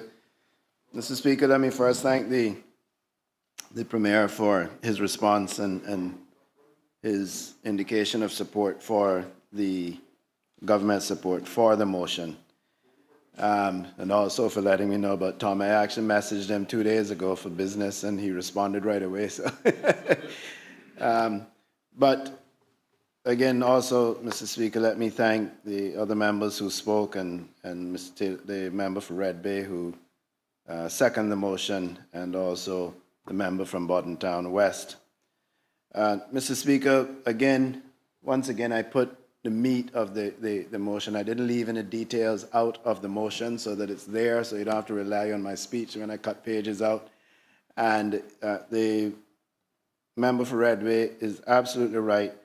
They do speak about, in their themes and principles, refer to the Cayman Islands development preference, but there's nothing actually spelt out in the law that forces them to actually have programs or follow programs or to give some of that business to small and micro business. And just as importantly, Mr. Speaker, the law doesn't actually spell out what small and micro businesses are. And so I thought it'd be important that the law actually recognizes statutory what small and micro businesses are, which we'll get to in my next motion. But those few words, Mr. Speaker, I thank everyone who spoke, and I thank the government for their indication that they'll be supporting the motion. Thank you. The question is, be it now therefore resolved that government considers amending the Procurement Act and or regulations to introduce a clear and modern definition of small and micro businesses aligned with international recognized standards and adopted to the Cayman Islands economy within 6 months. And be it further resolved that government considers amending the procurement regulations to introduce a local supplier preference mechanism allowing for a defined evaluation margin in favor of qualifying Cayman Islands small and micro businesses consistent with the principles of fairness and value for money, and streamline procurement processes for low and medium value contracts to reduce administrative burdens and improve accessibility for small and micro businesses. All those in favor, please say aye. Aye. Aye. Those against, no. The ayes have it. The motion is passed.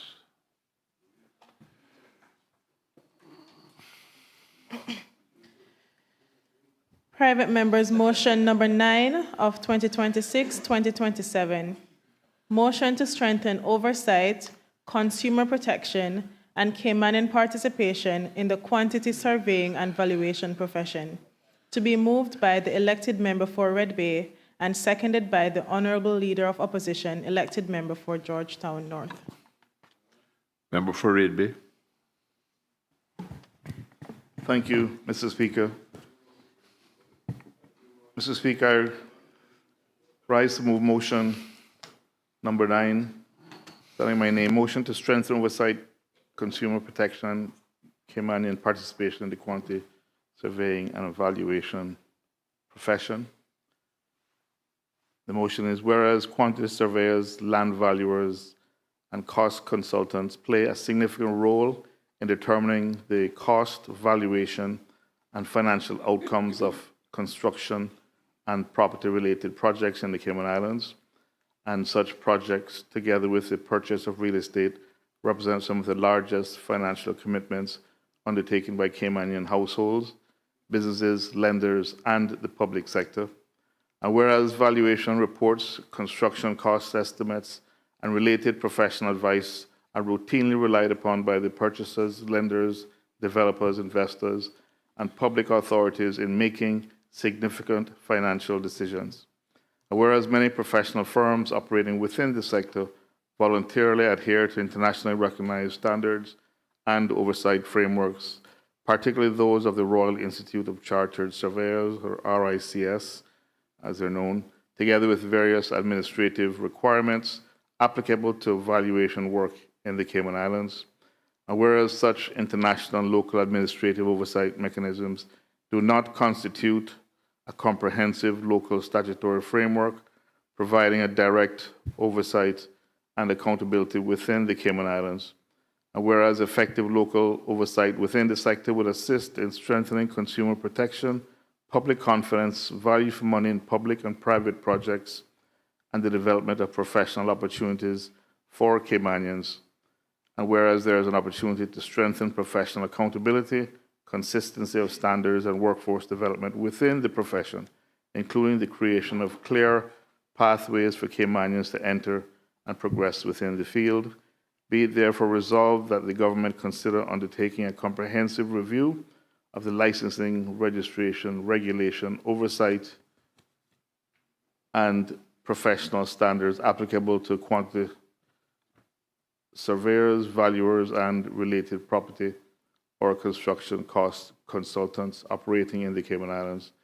And be it further resolved that the government considers assessing whether the Cayman Islands' current reliance on international professional oversight, including by the Royal Institution of Chartered Surveyors, together with existing administrative arrangements, provides sufficient local accountability, transparency, consumer protection, and accessible recourse within this jurisdiction.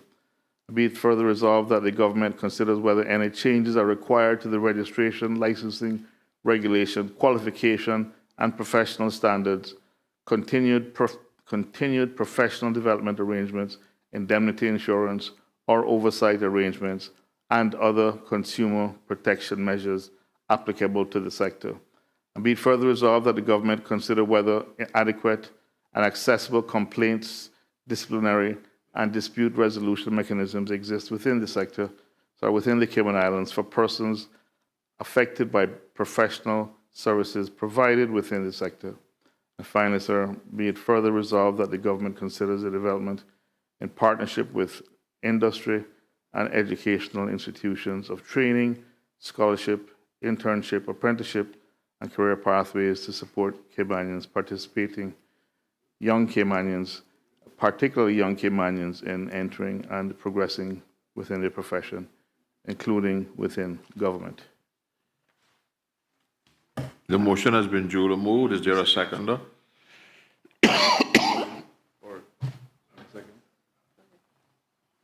Honorable Deputy Leader of the Opposition. Thank you, Mr. Speaker. I rise to second the motion. Motion has been duly moved and seconded. Does the mover wish to speak thereto? Thank you, Mr. Speaker. I do. Mr. Speaker, when a Caymanian family buys a home, or when a bank approves a mortgage, when a business decides whether to invest, or when a developer estimates the cost of a project, or even, sir, when government spends millions of dollars on public infrastructure, somebody, some company, is helping to determine two very important things. What is the property worth, and what is the projected cost of the project? These, Mr. Speaker, are not just technical questions, sir. They determine whether a family can afford a home, whether a mortgage is approved, whether a business proceeds with an investment, whether a project is properly budgeted, and whether the people of these islands receive value for money in terms of government projects. So the question at the heart of this motion, sir, is a simple one. Who or what entity oversees the people whose professional advice can influence millions of dollars in private and public decisions? Mr. Speaker, I want to be very clear, sir, from the outset. This motion is not an attack on quantity surveyors, valuers, cost consultants, or chartered surveyors. It is not an attack on the many competent, reputable, and hardworking professionals who serve this country well in those fields, sir. Mr. Speaker, before bringing this motion, I sought information from within the profession. I wanted to better understand what oversight existed today, what standards apply, and whether there may be gaps. Mr. Speaker, I found out that the issue is not whether professional standards already exist. They do. Many firms and practitioners, if not all, operate under the respected Royal Institute of Chartered Surveyors, or RICS, standards, with requirements related to qualifications, professional indemnity insurance, continuing professional development, and complaints procedures. Mr. Speaker, the government also, through Lands and Survey Department, have requirements for valuation work that's undertaken on its behalf. Those arrangements are important, sir, and should be recognized. But the question is whether, for our islands, whether this is those international standards and existing local government arrangements amount to a sufficiently clear, accessible, comprehensive local framework for registration, accountability, consumer protection, sir, and, yes, professional discipline. Mr. Speaker, Bermuda provides one example of a jurisdiction that recognizes international qualifications, particularly RICS, while also maintaining local registration, title protection, a public register, and a code of conduct and local disciplinary arrangements. I'm not suggesting that Cayman should copy Bermuda, but it is a useful example of the type of review that this motion asks the government to undertake. I am slicing through some of the things I was going to say, so I'm hoping it still flows well, sir. So I will skip. For many Caymanians, Mr. Speaker, home is their greatest asset. For businesses, property and construction decisions may be among their most significant investments. And for government, sir, capital projects involve public capital projects involve public funds that must be managed with care, discipline, and transparency.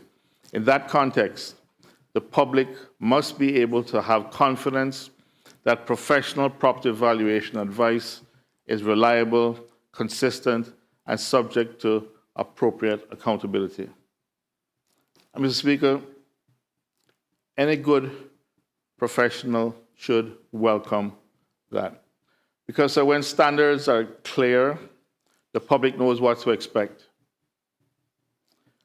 When there is a proper oversight, good professionals are protected from being judged by the conduct of those who may not meet the same standard, or importantly, the required standard. And when there is an accessible process for complaints or disputes, consumers know that they are not on their own if something goes wrong. I don't think I'm wrong, so at the moment, if there's a complaint with regards to a quantity survey firm, I think that complaint needs to go to RICS over in the UK. The average person wouldn't even know how to begin, sir. Mr. Speaker, again, skipping through, the final resolve, Caymanian participation, is equally important.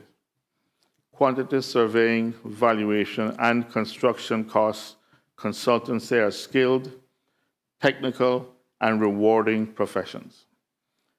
Mr. Speaker, they sit close to some of the largest financial decisions in our economy, and they are connected, as we know, to construction, property, lending, public procurement, and national development. Yet, we must ask ourselves whether enough Caymanians, Mr. Speaker, are being encouraged, trained, and supported to enter these fields. Mr. Speaker, the professional that I spoke with was of the view that not only was his profession not doing sufficient in this regard in the private sector, but there was a view too that government needed to do more. So,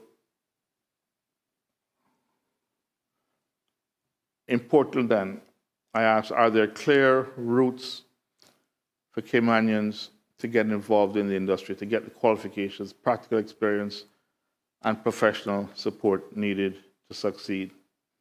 If we want Caymanians to participate meaningfully, we must create pathways for that to happen. And Mr. Speaker, as I just said, it also means that government must examine its own role. Government's Valuation Office is an important part of the public sector. Government should consider whether it can provide a structured Caymanian trainee position so that a young Caymanian can gain practical experience and begin building a career in this field. I don't believe this happens now. If I do, the minister can advise when he rises. But I think that is important, sir. That would be a practical step. It would demonstrate that government is not only calling on the private sector, sir, to create those opportunities, but it is doing its part as well. Government may also wish to consider, in consultation with the profession, whether larger firms that benefit from work permits or undertake significant valuation or cost consultancy work should have structured arrangements to train and develop Caymanians. The impression I certainly have from the individual I spoke with is that that's not the case. Mr. Speaker, as in everything we do, this must be approached fairly and sensibly. It is not about excluding qualified professionals from any place else. But it is about, as we discussed in a previous motion, it's about ensuring that Caymanians can be qualified and that qualified Caymanians have a genuine opportunity to enter, to progress, and lead in professions that are essential to Cayman's future. This is one of those, sir. This is about moving Caymanians up the value chain. Mr. Speaker, this motion is measured, I believe. It recognizes existing professional standards. It does not assume failure. It does not prescribe a regulatory model before government has had an opportunity to see what the evidence is and to consider that evidence. The motion asks government to do what responsible governments should do: review the system, consult the profession, protect the consumer, strengthen accountability where necessary, and create real pathways for Caymanians. Because, Mr. Speaker, in a country where property and construction shape so much of our economy, we cannot afford uncertainty in the professions that help determine what our assets are worth, what our projects should cost, and so whether Caymanians have a fair opportunity to shape that future, to shape our Caymanian future. I have shaved back quite a bit of that, sir. I'm hoping the argument I've made the case, and I therefore commend this motion to this Honourable House. Does any other member, Honourable Premier? Thank you, Mr. Speaker. Again, not because the hour is late. It is why this contribution on behalf of the government is short. It's because the motion has merit and the member for Red Bay has made his case. So on behalf of the government, we accept the motion. As you say, there'll be some matters to kind of think about, make sure that it's fair, make sure we ensure we don't disadvantage anybody disproportionately, but overall, we need to move on. So thank you, sir, for the motion. Does any other member wish to speak? Does any other member wish to speak? Does any other member wish to speak? If not, I'll invite the mover to exercise his right of reply. Thank you, Mr. Speaker. The hour is late, so I will only thank the government for supporting it and thank my colleagues for doing the same. Thank you, sir. Hour is not late. It's so early like it's morning. It's early now. The question is, be it therefore resolved that government considers undertaking a comprehensive review of the licensing, registration, regulation, oversight, and professional standards applicable to quantity surveyors, valuers, and related property or construction cost consultants operating in the Cayman Islands. And be it further resolved that the government considers assessing whether the Cayman Islands' current reliance on international professional oversight, including the Royal Institute of Chartered Surveyors, together with existing administrative arrangements, provides sufficient local accountability, transparency, consumer protection, and accessible recourse within this jurisdiction. And be it further resolved that the government considers whether any changes are required to the registration, licensing, regulation, qualification, and professional standards, continued professional development arrangements, indemnity insurance, or oversight arrangements, and other consumer protection measures applicable to the sector. And be it further resolved that the government considers whether adequate or accessible complaints, disciplinary, and dispute resolution mechanisms exist within the Cayman Islands for persons affected by professional services provided within the sector. And be it further resolved that the government considers the development in partnership with industry and educational institutions of training, scholarship, internship, apprenticeship, and career pathways to support Caymanians, particularly young Caymanians, in entering and progressing within the profession, including within government. All those in favor, please say aye. Aye. Aye. Those against? The ayes have it. The motion is passed. Private members, motion number 10 of 2026-2027. Motion to establish Labor Day as a public holiday. To be moved by the elected member for Bordentown West and seconded by the elected member for Bordentown East. Member for Bordentown West.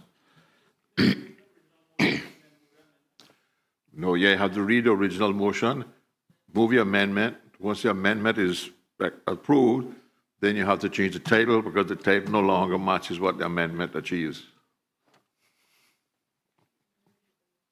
Thank you very much, Mr. Speaker. Mr. Speaker, I rise to move private members' motion number 10, as standing in my name, motion to establish Labor Day as a public holiday.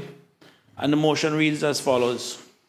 Whereas the Cayman Islands is a prosperous and dynamic territory whose continued growth and success is built upon the dedication, skill, and labor of its workforce, both Caymanian and expatriate, across all sectors of the economy, and whereas workers in the Cayman Islands have not been afforded a dedicated public holiday in recognition of their contribution to the territory's social and economic development, and whereas more than 160 countries around the world, including a large majority of Commonwealth countries, recognize the importance of honoring workers through the establishment of a designated public holiday, and whereas the establishment of a Labor Day will affirm the Cayman Islands' commitment to the dignity of work, the well-being of its workforce, and principles of the International Labour Organization, be it therefore resolved that the government considers amending Schedule 2 of the Public Holidays Act to designate the first Monday in September as a public holiday to celebrate Labor Day.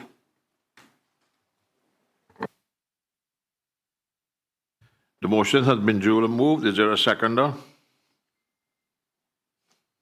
Member for Bordentown East.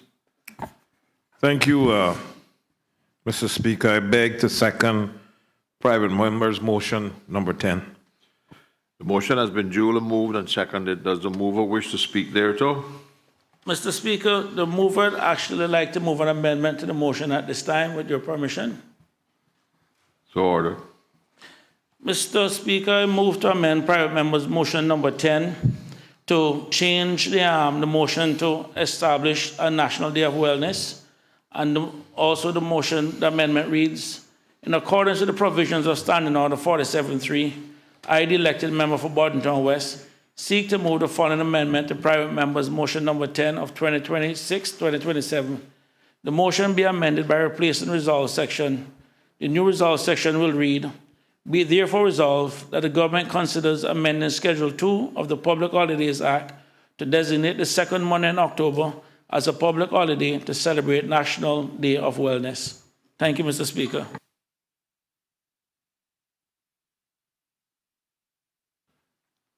No. Yeah, you need a second. Mr. Speaker, I beg to second this amendment. Okay, the question is that motion number 10, motion to establish Labor Day as a public holiday, be amended in the resolve section. I don't have a copy of the amendment.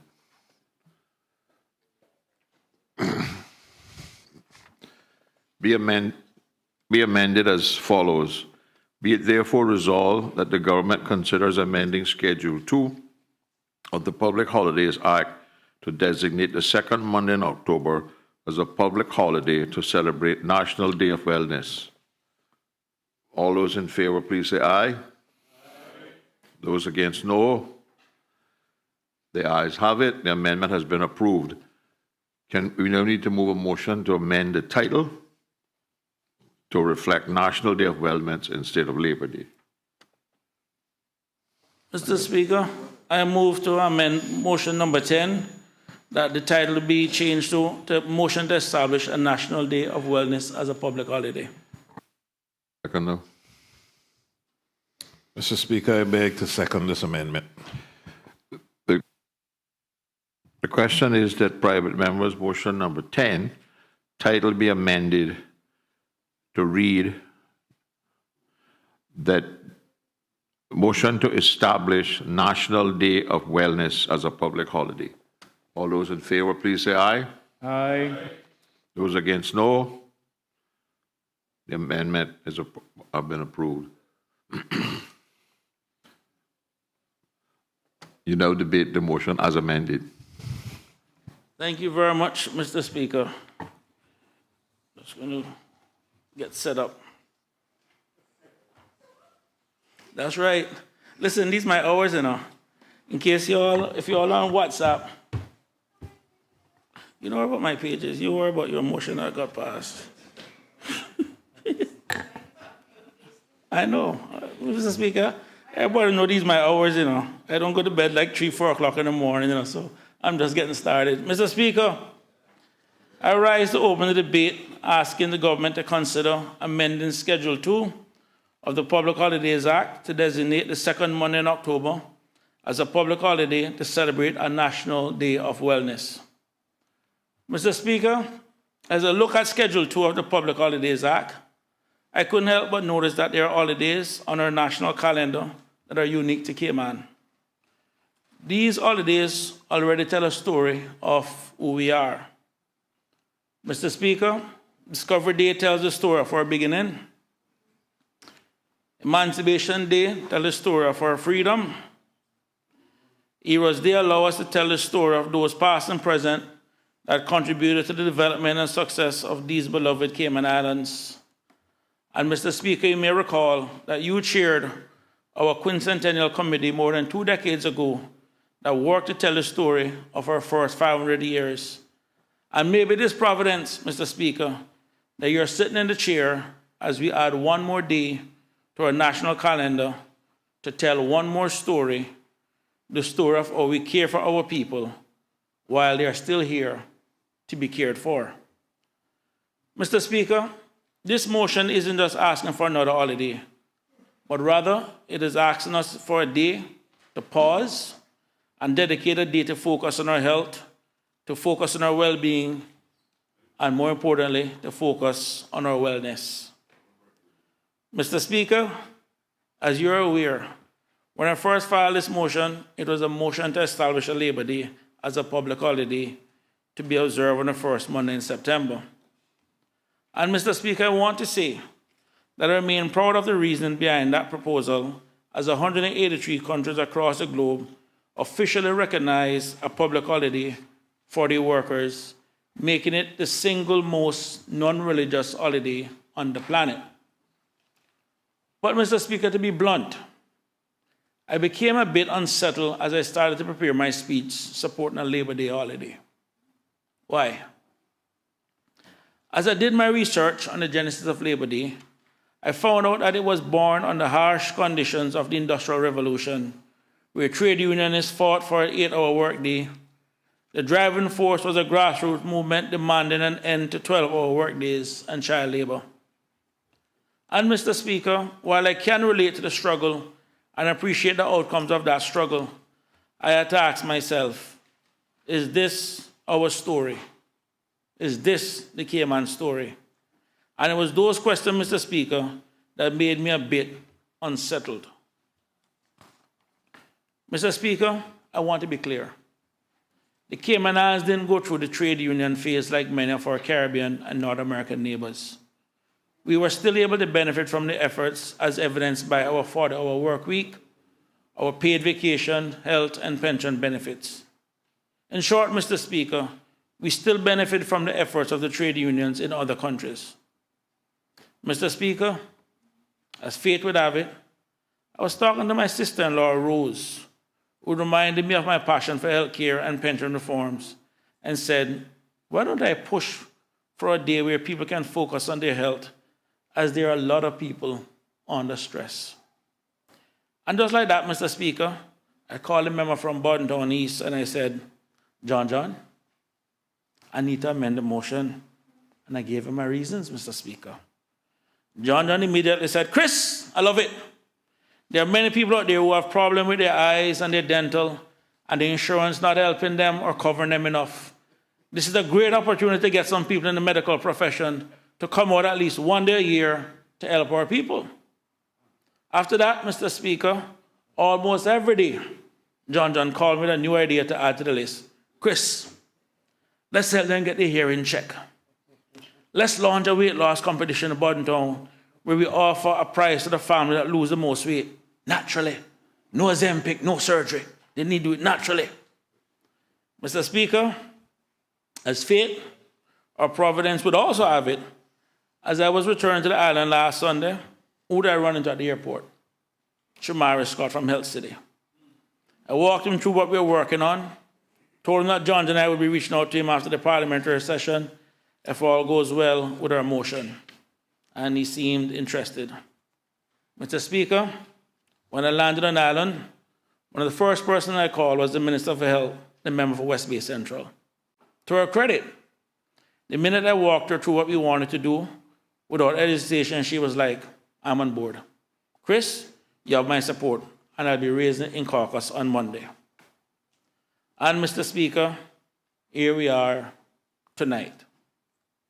Collaboration amongst government and opposition members. The kind of collaboration that the Caymanian people want their representative to have, and more importantly, the evolution of thinking, where we collaborate to tell our story, our Caymanian story, to offer our people something more deeper, something more meaningful. With that said, Mr. Speaker, we have a choice. We can become the 184th country on the planet to observe Labor Day, or we can become the first country to recognize the National Day of Wellness, a day for our people to get their health check. Mr. Speaker, when I say health, I'm using a definition by the World Health Organization that says health is a state of complete physical, mental, and social well-being, and not merely the absence of disease or infirmity. Mr. Speaker, we have a silent deviant in our community. That deviant is called stress, and it affects our mental health, our social health, and our physical health. And Mr. Speaker, while this proposed National Day of Wellness won't stop the stress, it will at least ask us to pause, breathe, and take a self-check. For some, my colleague from Bundon East and I will ask them to come out and get their eyes tested, a dental checkup, blood pressure checked, or other kinds of medical check. For some, it could be spending a day at Beach Bay, Cowood Beach, or Loxley Beach for a family fun day and a game of dominoes to help with their mental health. For some, it could be a community cleanup, visiting our elders, our loved ones for their social health. Whatever the reason is, Mr. Speaker, it is a day for us to just pause, breathe, and have a day for ourselves, and if need be, a day for others. Mr. Speaker, let's also be blunt. We have a gap in our public holiday calendar between Constitution Day in July and Remembrance Day in November. For many Caymanians who would have used up most, if not all, of their vacation leave in the summer months as the kids are out of school, this proposed public holiday in October addresses this gap and also gives them something to look forward to in the middle of hurricane season and just before the demands of the Christmas holidays. Mr. Speaker, this proposed date also closely aligns with the midterm school break in October, which will give parents an opportunity to at least spend more time with their children. And Mr. Speaker, I also acknowledge the practical reality. The business community of these islands has recently navigated an increase in the minimum wage, which has a knock-on effect of increased pension costs. Mr. Speaker, as I said yesterday, I'm also aware that there are also increases in health insurance contributions.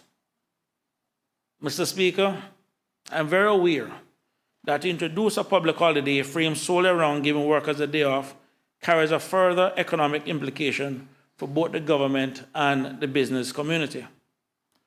Mr. Speaker, I have considered these concerns, and to paraphrase from a debate back in 2017, when we, which is you and I, brought a motion for health care reform, wellness is not the opposite of economic strength. It is the very foundation of our economic strength. Mr. Speaker, our foundation remains sound. Our economic foundation rests on two pillars: financial services and tourism. Both demand long hours. Both demand a smile that doesn't always reflect what's underneath it. The compliance officer working past midnight to meet a filing deadline, and the server on her feet for a 10-hour shift in the heat of Georgetown. Those are not different problems, Mr. Speaker. They're the same problem wearing a different uniform. We have built an economy that is the envy of this region, and we have too often asked our people to absorb the cost of that success in their own bodies, minds, and sometimes their own health. Mr. Speaker, that cost is no longer an abstraction. It is on our books in black and white, and it is growing faster than this Parliament can comfortably ignore. Mr. Speaker, members may recall the former Auditor General's report, Long-Term Financial Sustainability, presented to this House last year. It told us that between 2018 and 2023, public sector healthcare expenditure rose 74% to $246 million. Mr. Speaker, that same report told us that civil servants' health insurance premium rose 81% over the same period. It told us, in the Auditor General's own words, that healthcare spending has become a major risk to the stability of our public finances, and that this country now spends 1/4 of its entire core budget on healthcare. 1 in every $4 this Parliament approves, Mr. Speaker, already goes to keeping our people well or to treating them once they are not. And it does not stop there, Mr. Speaker.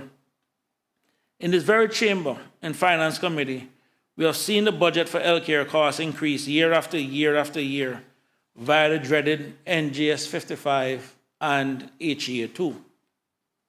Mr. Speaker, members are also aware of the long-term unfunded healthcare liability of close to $3 billion.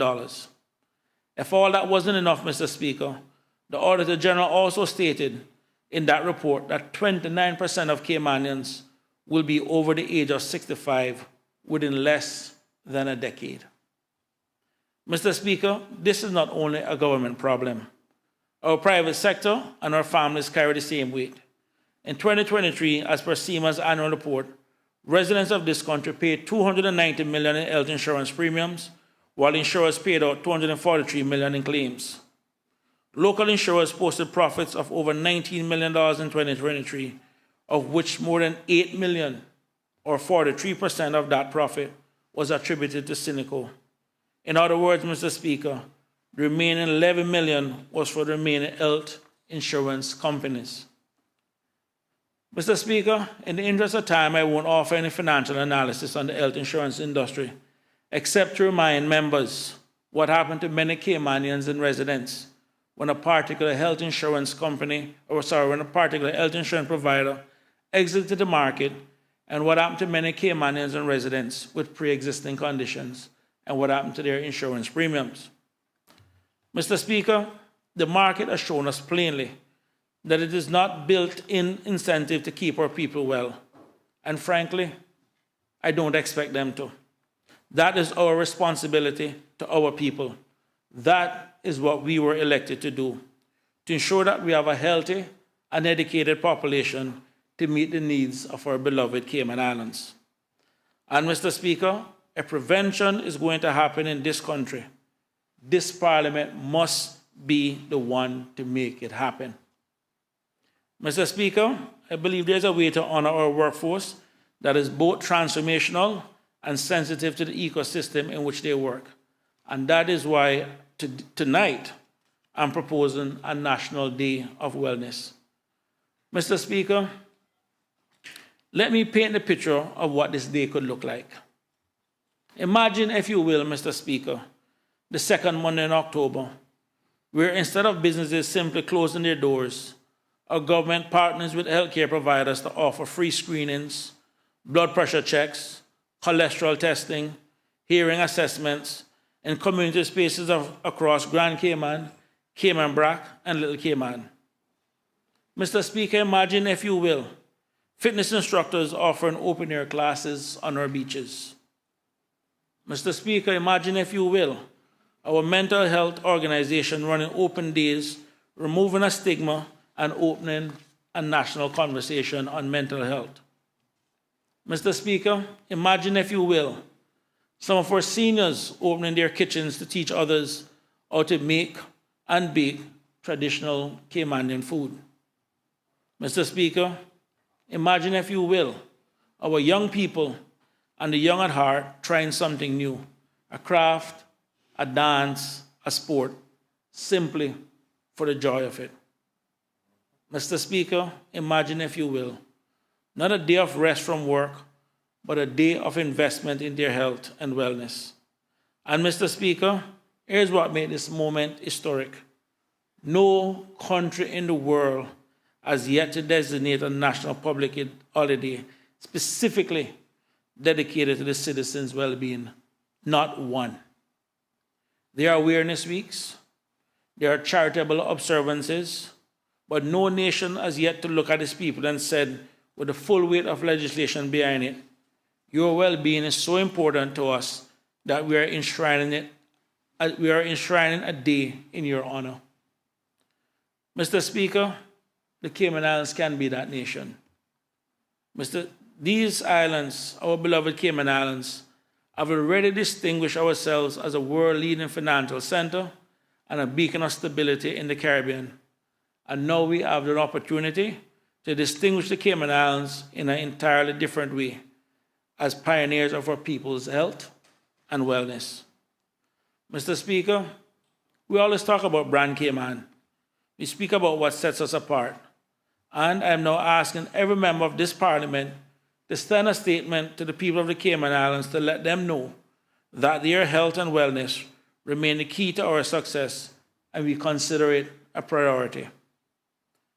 Mr. Speaker, in a service-based economy, our people's health and wellness are the true power behind everything that we have built and continue to build, and the true power behind everything that we have achieved and working to achieve.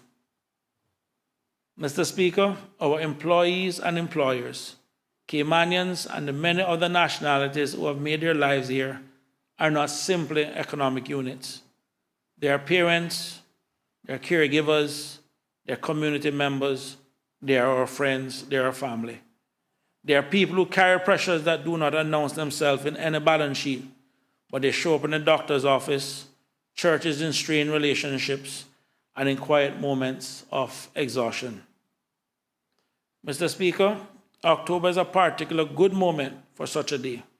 The summer months have passed, the final quarter of the professional year is beginning, and the National Day of Wellness at this juncture says, before you give the rest of the year everything you have, take a moment to pause, breathe, and make sure you're well enough to do so. Mr. Speaker, I'm aware that wellness is sometimes dismissed as a soft concept. To the men in our community, I am very aware that our Cayman culture, our Caribbean culture, our macho culture tells us not to be soft. I implore you to use these days as such to join us and get your health check. To the women in their lives, the wives, the sisters, the daughters, help the men in your lives get checked out. Mr. Speaker, I speak from personal experience. I don't need to rehash how you saved my life, but I'll share something that I've not shared publicly before. When I returned from my illness, you encouraged me to get regular checkup and went so far on several occasions to take me to get executive medical checkup. And Mr. Speaker, you may recall one particular occasion, I was told my liver wasn't where it was supposed to be, and I had to change my diet and exercise more. And for the remainder of the entire trip, you teased me about what I couldn't eat. It's like, I swear to God, you bought food just because I couldn't eat it on that trip, but that's fine. As you can see, Mr. Speaker, 20 years later, I'm still here. I might as well say I look good and I feel good. And yes, Mr. Speaker, I still take my daily dose of vitamin C, one of those secrets to your long and healthy life. Yeah, Ezra, did I ever tell you about the vitamin C? All right, trust me. Mr. Speaker, as you're aware, communities with lower rates of chronic illness place less pressure on public health system. Mr. Speaker, as you're also aware, individuals who feel valued by their government are more civically engaged. And I want to be entirely honest with this Parliament about what this motion can and cannot do. A National Day of Wellness will not balance our healthcare budget. It will not retire a $2.8 billion liability. I'll be direct and say one day, however well organized, will not fix the structural problem we have, but we must start somewhere. What this motion is offering, something more modest, and for that reason more honest. The figures I referenced earlier have one thing in common. They're almost entirely the cost of treatment after the fact. Tertiary care for conditions already advanced, hospitalization for chronic diseases already established. Mr. Speaker, every health system in the world, ours included, has learned the same hard lesson. It's always cheaper to catch a condition early than to fly a patient overseas to treat it late.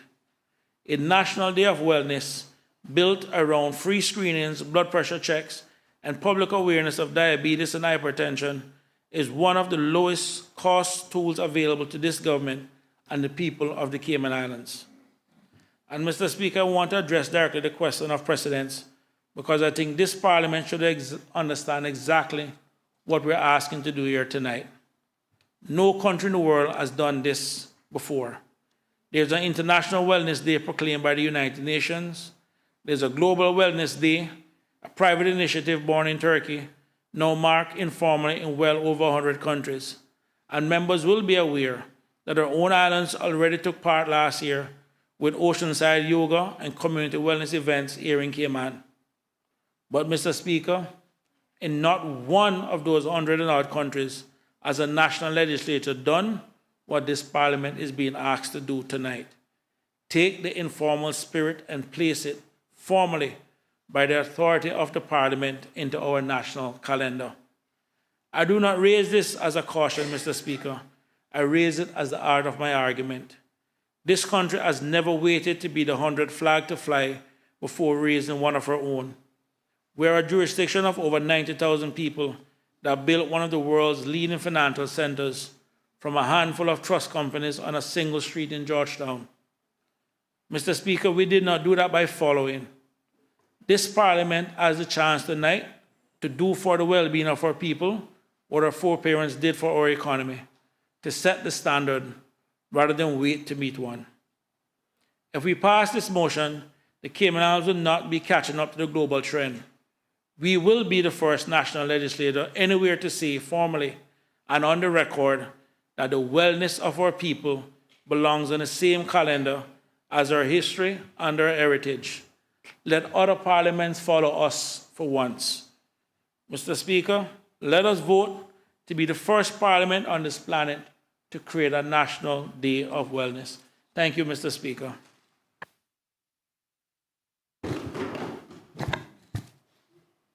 There's any other member, Deputy Leader of the Opposition and member for Georgetown Central. Thank you, Mr. Speaker. I promise to be real quick. Mr. Speaker, the exact time now is 10 minutes past 1 a.m. in the morning. Mr. Speaker, in spirit of this request for wellness, I have to talk about the wellness of us as members operating at this hour. Mr. Speaker, I know what the standing orders allow, but I also know what the labor law allows. I'm here to do the people's work, but the reason why we're in this position tonight, staying this late, is because we do not manage our time properly in respect to the appropriate amount of time for us to do the work before the Business Committee. Mr. Speaker, I'm standing in protest tonight, not only for myself, but other members of this Parliament.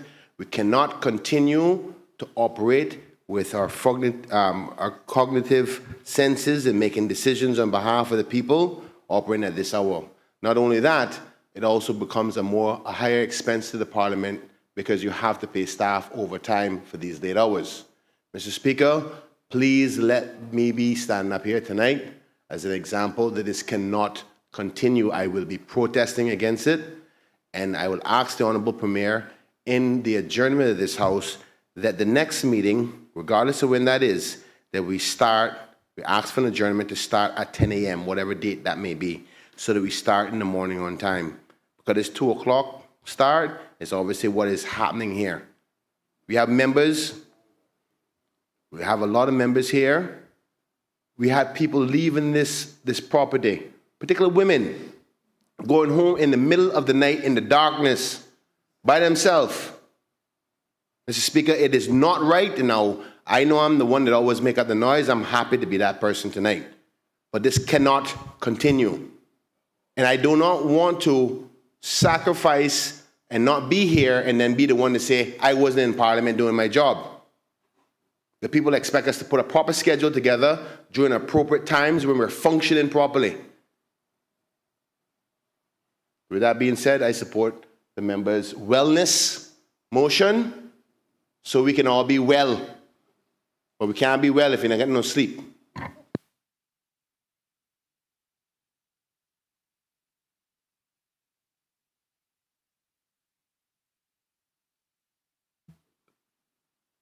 Honourable Minister for Health.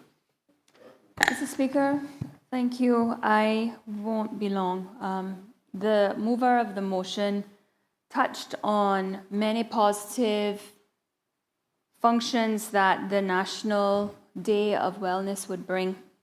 Certainly, one of the things that I have been speaking a lot about recently since taking role as Minister of Health is the need to collaborate more between the private practitioners and public practitioners, and to have a day focused on continuing to foster those types of relationships, as well as encouraging persons to focus on their health, certainly is something that I believe is a great initiative. The Ministry of Health is doing a lot to promote preventative care, which I've spoken about a number of times here. So again, being able to get individuals who we all know sometimes life can get busy, and to have a day where hopefully it could be designed in a way where there are many public health campaigns that can be highlighted and focused on. One of the examples that I've seen recently in the community is a nonprofit organization that's been formed. I think it's called Bite Size Kindness. And it is a group of dentists who once a month on a Saturday give of their time and do pro bono work for individuals who don't have access to dental insurance. So that is an initiative that I believe could be built on throughout the community, and maybe even if it's just a day, that would be a public holiday where we're just asking individuals to give an hour or two of their time to give back to the community. With that being said, I just wanted to stand as Minister of Health to say that I do think that this is a good initiative, and I will be supporting it. Does any other member wish to speak? Member for Finance and Education. Minister of Finance. Mr. Speaker, I would like to join voices and just say that I'm happy that the mover has amended the motion, and certainly I'm going to encourage our school system, and certainly all schools, to try to ensure that we incorporate within our school calendar to try and ensure that the standard midterm break that happens in October ties along with the date of this holiday, because it would only make sense for us to do that to make it less disruptive overall to the system. I think if we can do that, that would then lie very, very well with the motion, because then it could be about wellness across all the sectors of the community. Thank you, Mr. Speaker. Does any other member wish to speak? Member for Mortontown East. Mr. Speaker, I just want to say that at 1:16 a.m., I am ready, awake, and ready to drive back to Mortontown East. But I want to know, because of the vigor and stamina that the mover of this motion, the member from Mortontown West, said that this is his time of the morning, and then he pointed to vitamin C. And I didn't know what the C stand for. But, Mr. Speaker, I was glad to second this motion, and I won't tarry long because I recognize the time has gone and members have voiced their concern about being out this late. I just want to say that for many years now, I've always questioned whether we should have some holiday between July and November. And obviously people know that August is called August anxiety, or August blues, and stems from being a major transitional month. And then September is widely considered the vilest month of the year due to the abrupt end of summer. And October then is known as the slide in energy and the seasonal adjustment, stress as days get shorter, decrease in daylight, etc. But Mr. Speaker, as I said, I've been saying for many years now about a break, a holiday, no holiday between July and November. And obviously, there's many holidays that we have. And I think when I spoke to the mover of the motion, Bordentown West, I asked about how many holidays it was for the year, and if we checked about how many holidays other countries had, and we were on par. We weren't exceeding international standards in terms of holidays in a calendar year. But, Mr. Speaker, I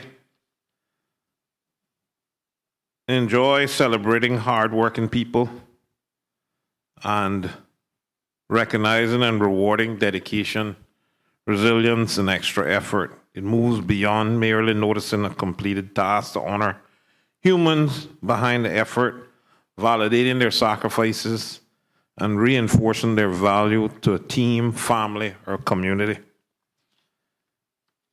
I will move through this as quickly as I can, and just to say that I put it to my colleagues in this honorable parliament, let's do this together in unity for our people that we so love. And in doing this, let's ensure we do the best to make Cayman work for all, and not just for some.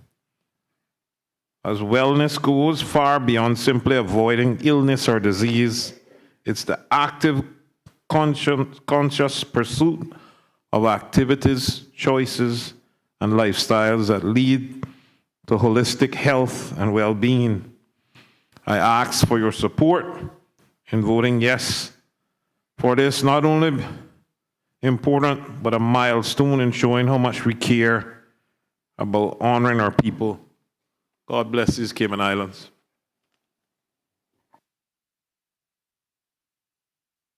Does any other member wish to speak? Does any other member wish to speak? Does any other member wish to speak? If not, I'll invite the mover to exercise his right of reply. Mr. Speaker, I want to thank all the members who spoke, and I want to apologize for all the members who have constituencies that are smaller than the premiers of West Bay South, of Bordentown East and Bordentown West. Between the three of us, Mr. Speaker, we have the largest constituents. And I say that to say, Mr. Speaker, by the virtue of having a large constituent, I actually represent a large amount of people. And right now, Mr. Speaker, at this very moment, some of my constituents are working at the Health Service Authority. Some of my constituents are working in police stations. Some of my constituents are working in fire station, and Mr. Speaker, and you know what, Mr. Speaker? I have no problem joining my constituents who are up this late at night working so they can know that their representative know what they're going through working this time of night. So, Mr. Speaker, I can tell you up front, I can only speak for my constituent, and I'm sure the other larger constituents can understand where I'm coming from. Thank you, Premier. So, Mr. Speaker, at this late hour, the other workers who have to work this time of night can now safely say that at least their representative know what it's like to be at work this time of the morning, we can now be in solidarity with them. Mr. Speaker, thank you very much. I want to thank all the members, and my colleague and I have already started the process of putting together certain screenings and working with certain medical professions. So I'm asking some of you people not to go and beg the same people that we're begging because they want to make a big hit in Bodden Town, because this is something that we're starting. With that, Mr. Speaker, thank you very much. The question is, be it therefore resolved. Question is, be it therefore resolved that the government considers amending Schedule 2 of the Public Holidays Act to designate the second Monday in October as a public holiday to celebrate National Day of Wellness. All those in favor, please say aye. Aye. All those against, no. The ayes have it. The motion is passed.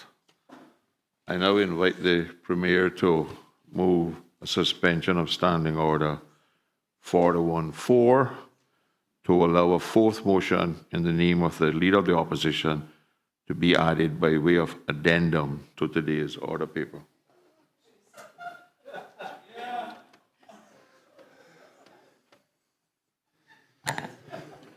A member for West Bay South, one of the largest, the financial service is still working, joins voices to suspend Standing Order 414 to allow a fourth motion to be on the order paper as an addendum item so that the Leader of the Opposition can move his final motion.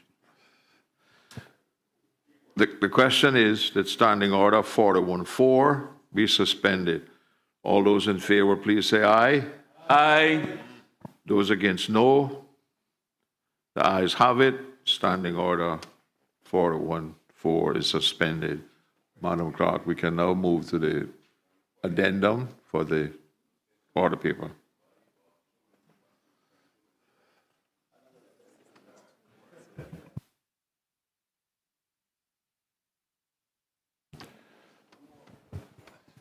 The House is suspended for 15 minutes to allow the staff, 5 minutes, to allow the staff to organize the papers.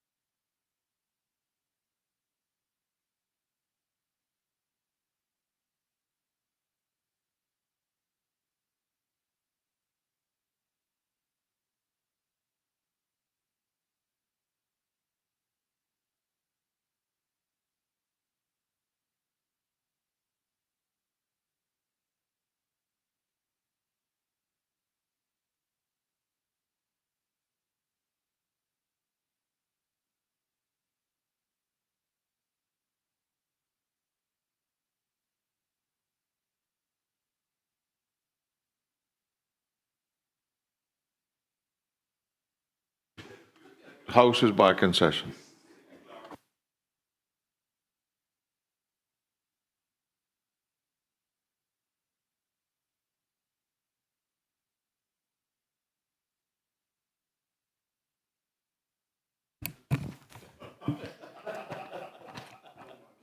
Addendum order paper. Other business, motions. Private members' motion number 7 of 2026-2027. Motion to modernize the definition of small and micro businesses within the regulatory framework of the Department of Commerce and Investment. To be moved by the Honorable Leader of the Opposition, elected member for Georgetown North, and seconded by the elected member for Georgetown East. Honorable Leader of the Opposition.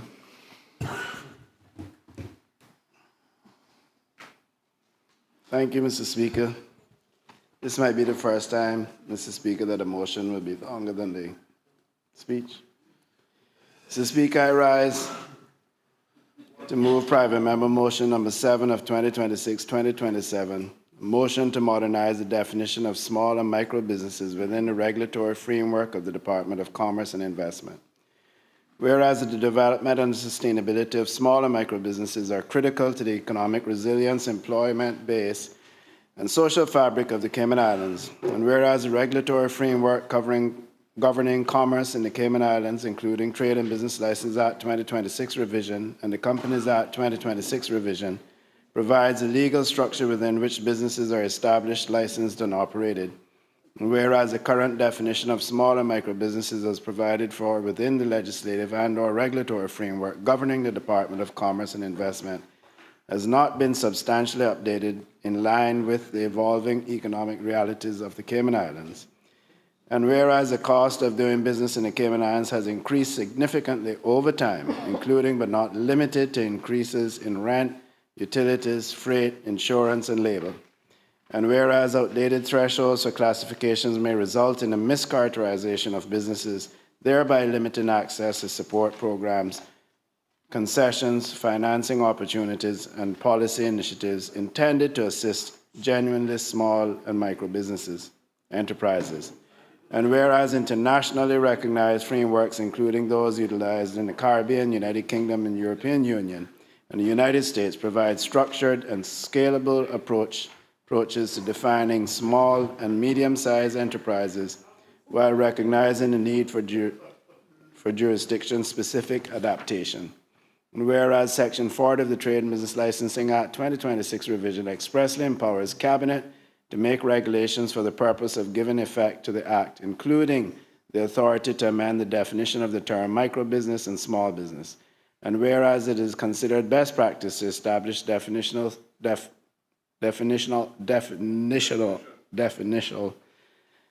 thresholds within regulations, thereby allowing for periodic review and adjustment without requiring primary legislative amendment.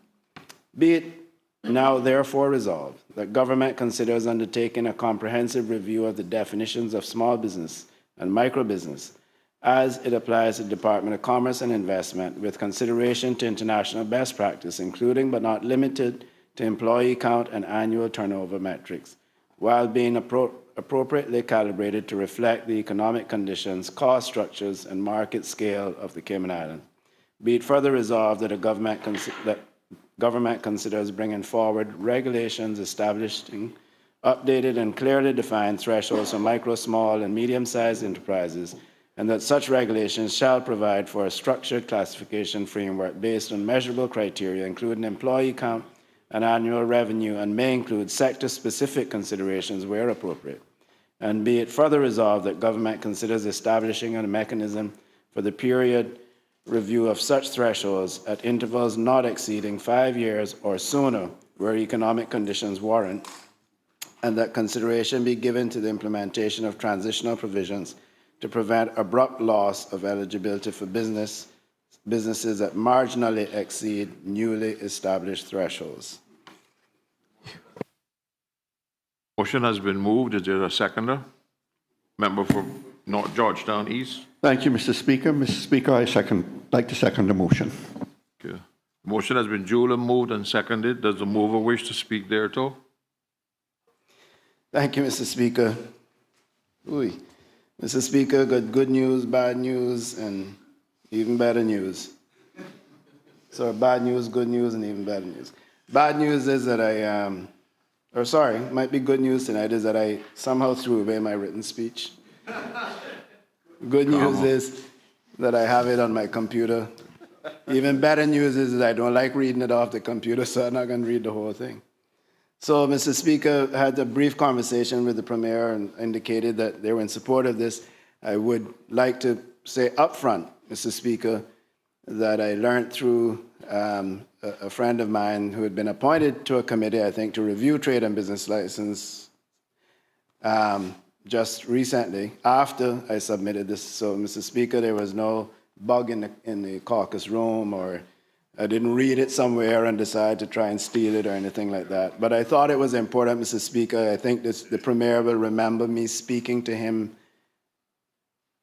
was it March or even last year, when they started to enforce the requirements, and some of the businesses that we want to help fell out of the category. And Mr. Speaker, it's not a technical motion, and a lot is in the motion itself, so I don't have to do a lot in my debate, but it's about whether our laws keep pace with the realities of running a business in today's Cayman Islands. Mr. Speaker, out of the 15 pages, I want to read one example that I had in there. And Mr. Speaker, if you look at the current definition of a microbusiness, it's one that employs no more than 4 employees, excluding the owner, and has an annual gross revenue not exceeding $250,000. So at first glance, Mr. Speaker, $250,000 may sound like a substantial amount of money, but if we examine what that actually means in today's economy, let us imagine a small Caymanian business employing 4 people at our current minimum wage of CI $8.75 per hour. The payroll alone amounts to approximately CI $82,000 per year, before the owner pays themselves even a single dollar. And a modest commercial rent of CI $2,500 per month, which I'd love to find out somewhere, and then which is another $30,000 annually, Mr. Speaker. Then, Mr. Speaker, before this, utilities, internet communications can easily run $13,000 a year. Very modest, very conservative as well. And then, of course, there's insurance, annual copying, company filings, marketing, professional services, licenses and permits, ordinary costs of simply keeping the doors open. And very quickly, Mr. Speaker, that business is facing operating expenses of approximately $140,000 per year. And let us assume that the same business generates $200,000 in annual sales. And that sounds successful. But if the cost of inventory, materials, or services sold amount to about $140,000, then the business is left with a gross profit of only $60,000 against operating expenses of, as I outlined earlier, approximately $140,000. Mr. Speaker, that business is not making money. It is losing money. It's probably the doors would be closed because it operated at a loss of about $80,000 per year. And so I say all of that, Mr. Speaker, that the thresholds and the criteria set for a business of 4 persons and a revenue of $250,000 or $200,000 a year is unrealistic in today's business environment. And so it has to be updated. And Mr. Speaker, as I put in the motion itself, this should be done every few years or as needed based on inflationary results. And I think that it's an urgent paper for me, Mr. Speaker, because I believe that the people that we want to help out there are not the ones that are getting help. This is just not realistic for today's business environment in the Cayman Islands.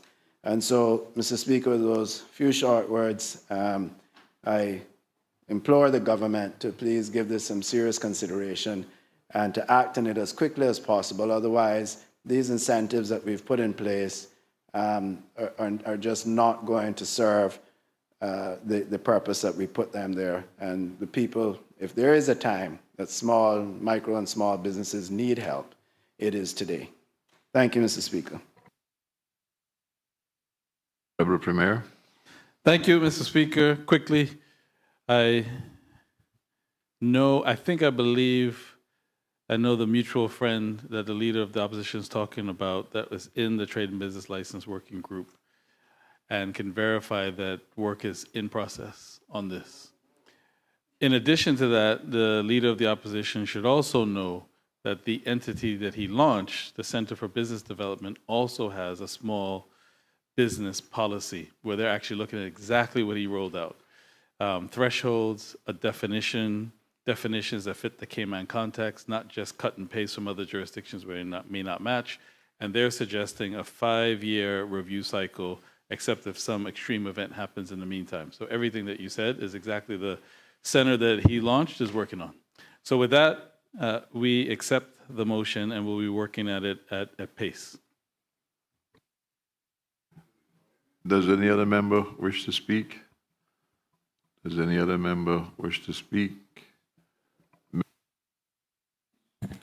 Thank you, Mr. Speaker. Just to say that the independent opposition supports this motion. Does any other member wish to speak? Does any other member wish to speak? Does any other member wish to speak? If not, I would invite the mover of the motion to exercise his right of reply. Thank you, Mr. Speaker. Just to say thank you to the government, to the Honourable Premier for supporting the motion and also the independent members of the opposition. And thank everyone here this evening, Mr. Speaker, for enduring the staff, yourself, members of the government, so that we can get through the work of the opposition this evening. I thank you, and I hope everyone gets home safely. The question is, be it now therefore resolved that government considers undertaking a comprehensive review of the definitions of small businesses and micro businesses as it applies to the Department of Commerce and Investment, and with consideration to international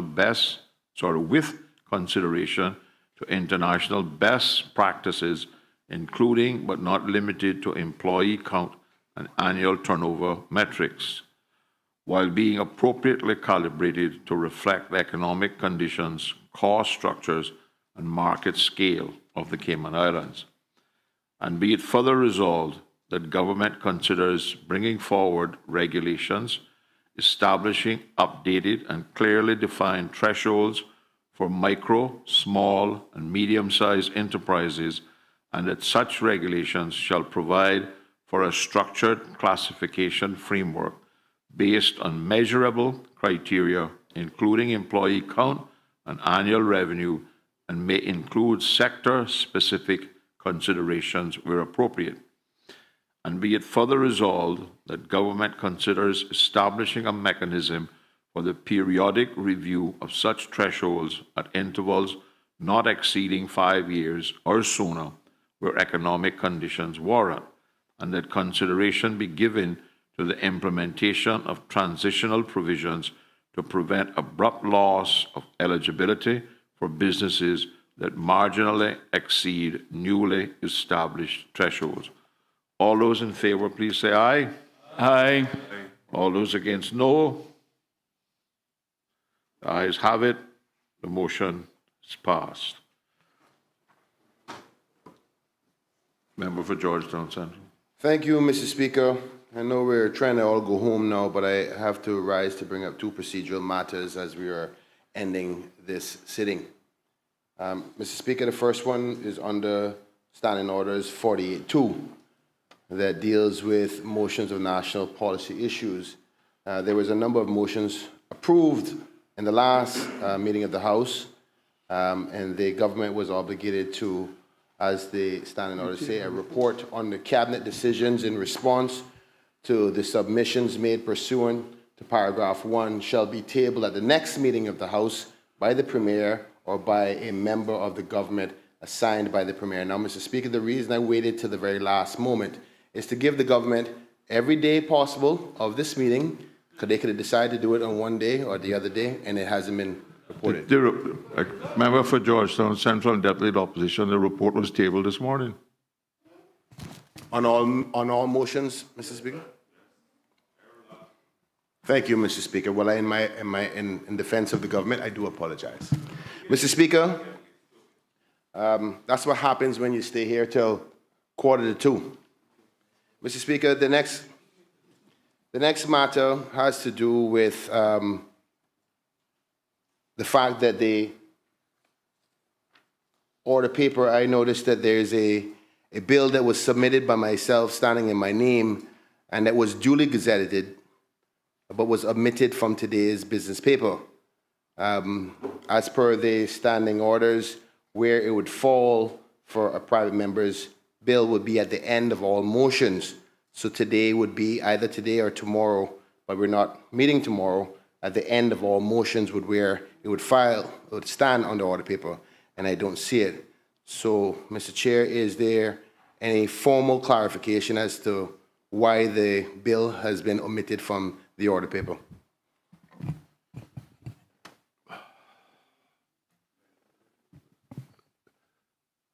The House is suspended for 15 minutes while I prepare an appropriate response.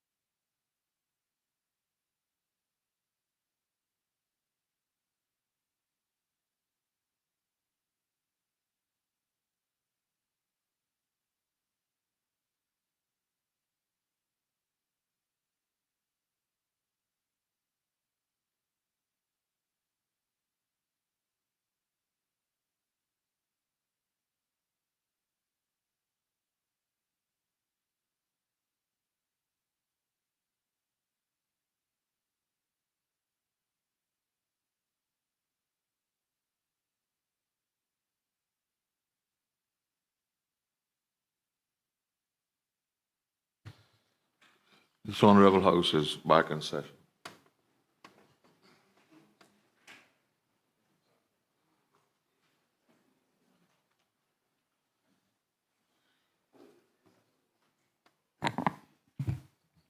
In response to the Deputy Leader of the Opposition and the member for Georgetown Central query as to why his bill entitled Financial Assistance Amendment Bill 2026 is not on the order paper,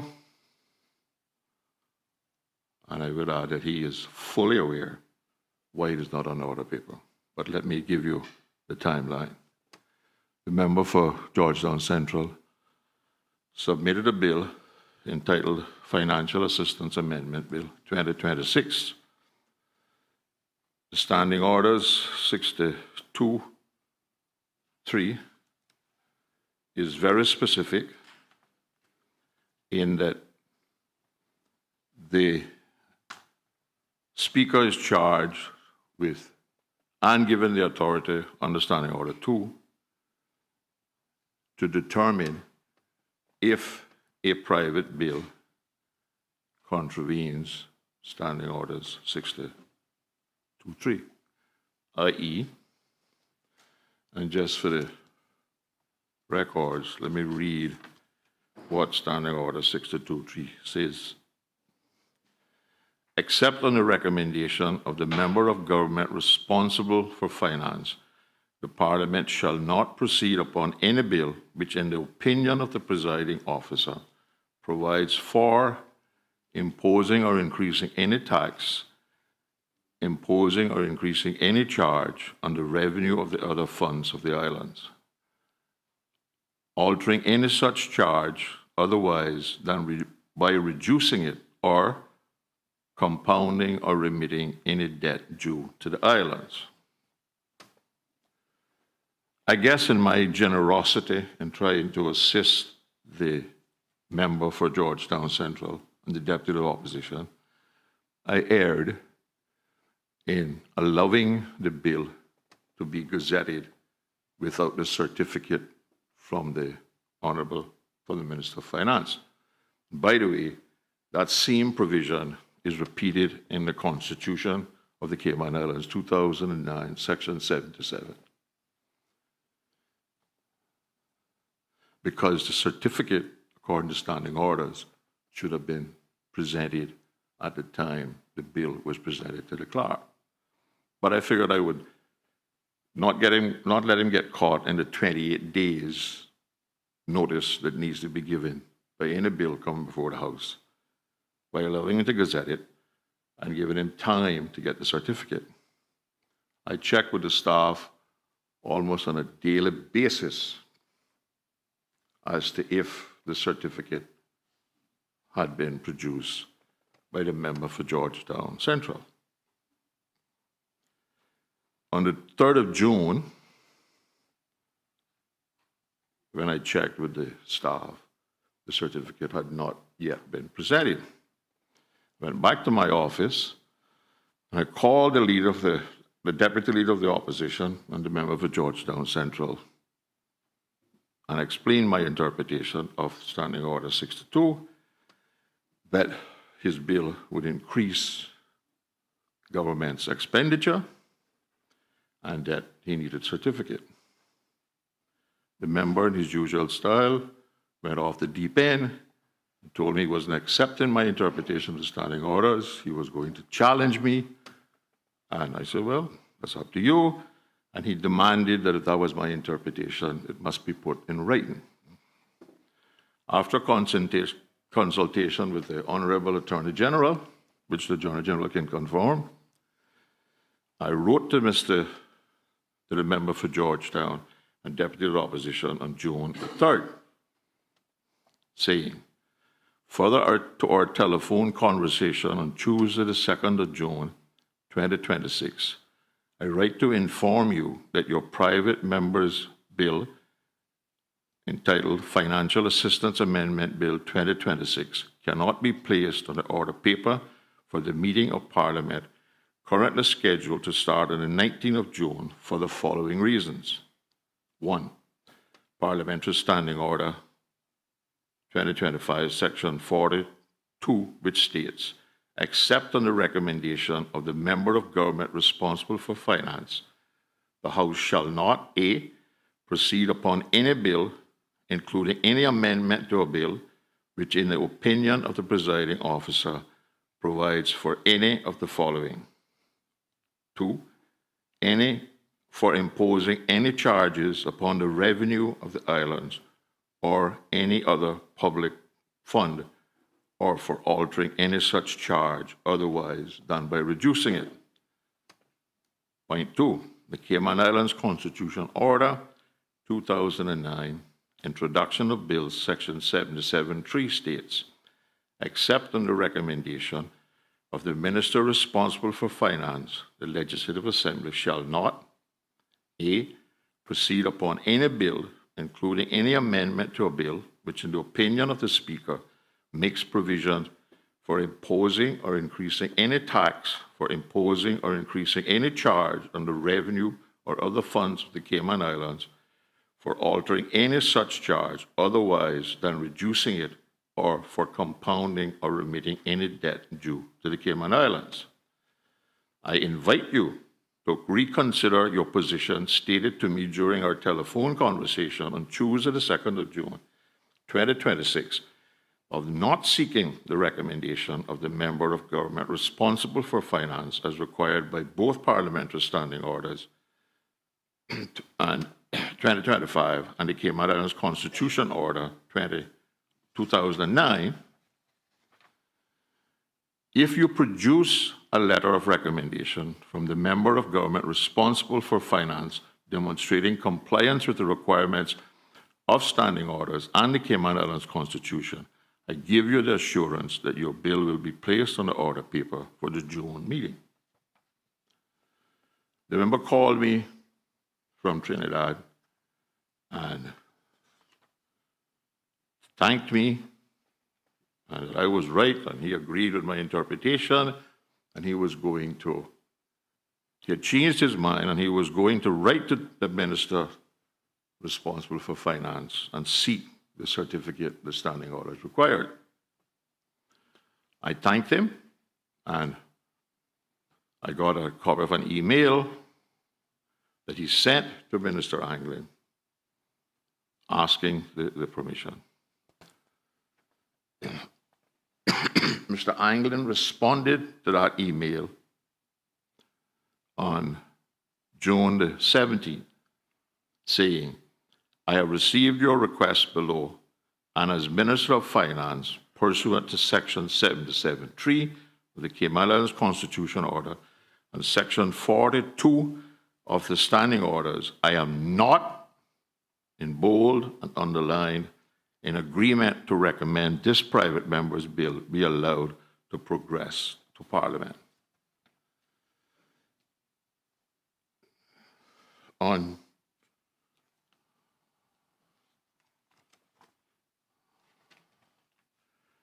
June the 16th, the member for Georgetown Central and Deputy Leader of the Opposition summoned me from inside the conference room when we were about to meet for the Business Committee to inform me that he had changed his mind and he was going to challenge my decision.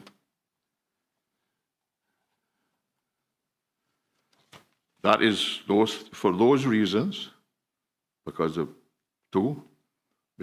standing orders require the certificate, and because the Constitution requires a certificate, and because the minister responsible for finance has said he is not providing a certificate, that is the reason that private members' bill 2026, financial assistance, is not on the order paper. I invite the Premier to move the adjournment of the House. No, they're done now. Move the adjournment. Mr. Speaker, I have a right of notice to let you know that I'm going to give a substantive notice. The standing orders allow that, Mr. Speaker. Move the adjournment. Thank you, Mr. Speaker. I move the adjournment of this honorable House. Sine die. He just broke the rules of the standing order. The question is that this House do stand adjourned, sign a deal. All those in favor, please say aye. Aye. Those against, no. The ayes have it. The House stands adjourned, sign a deal.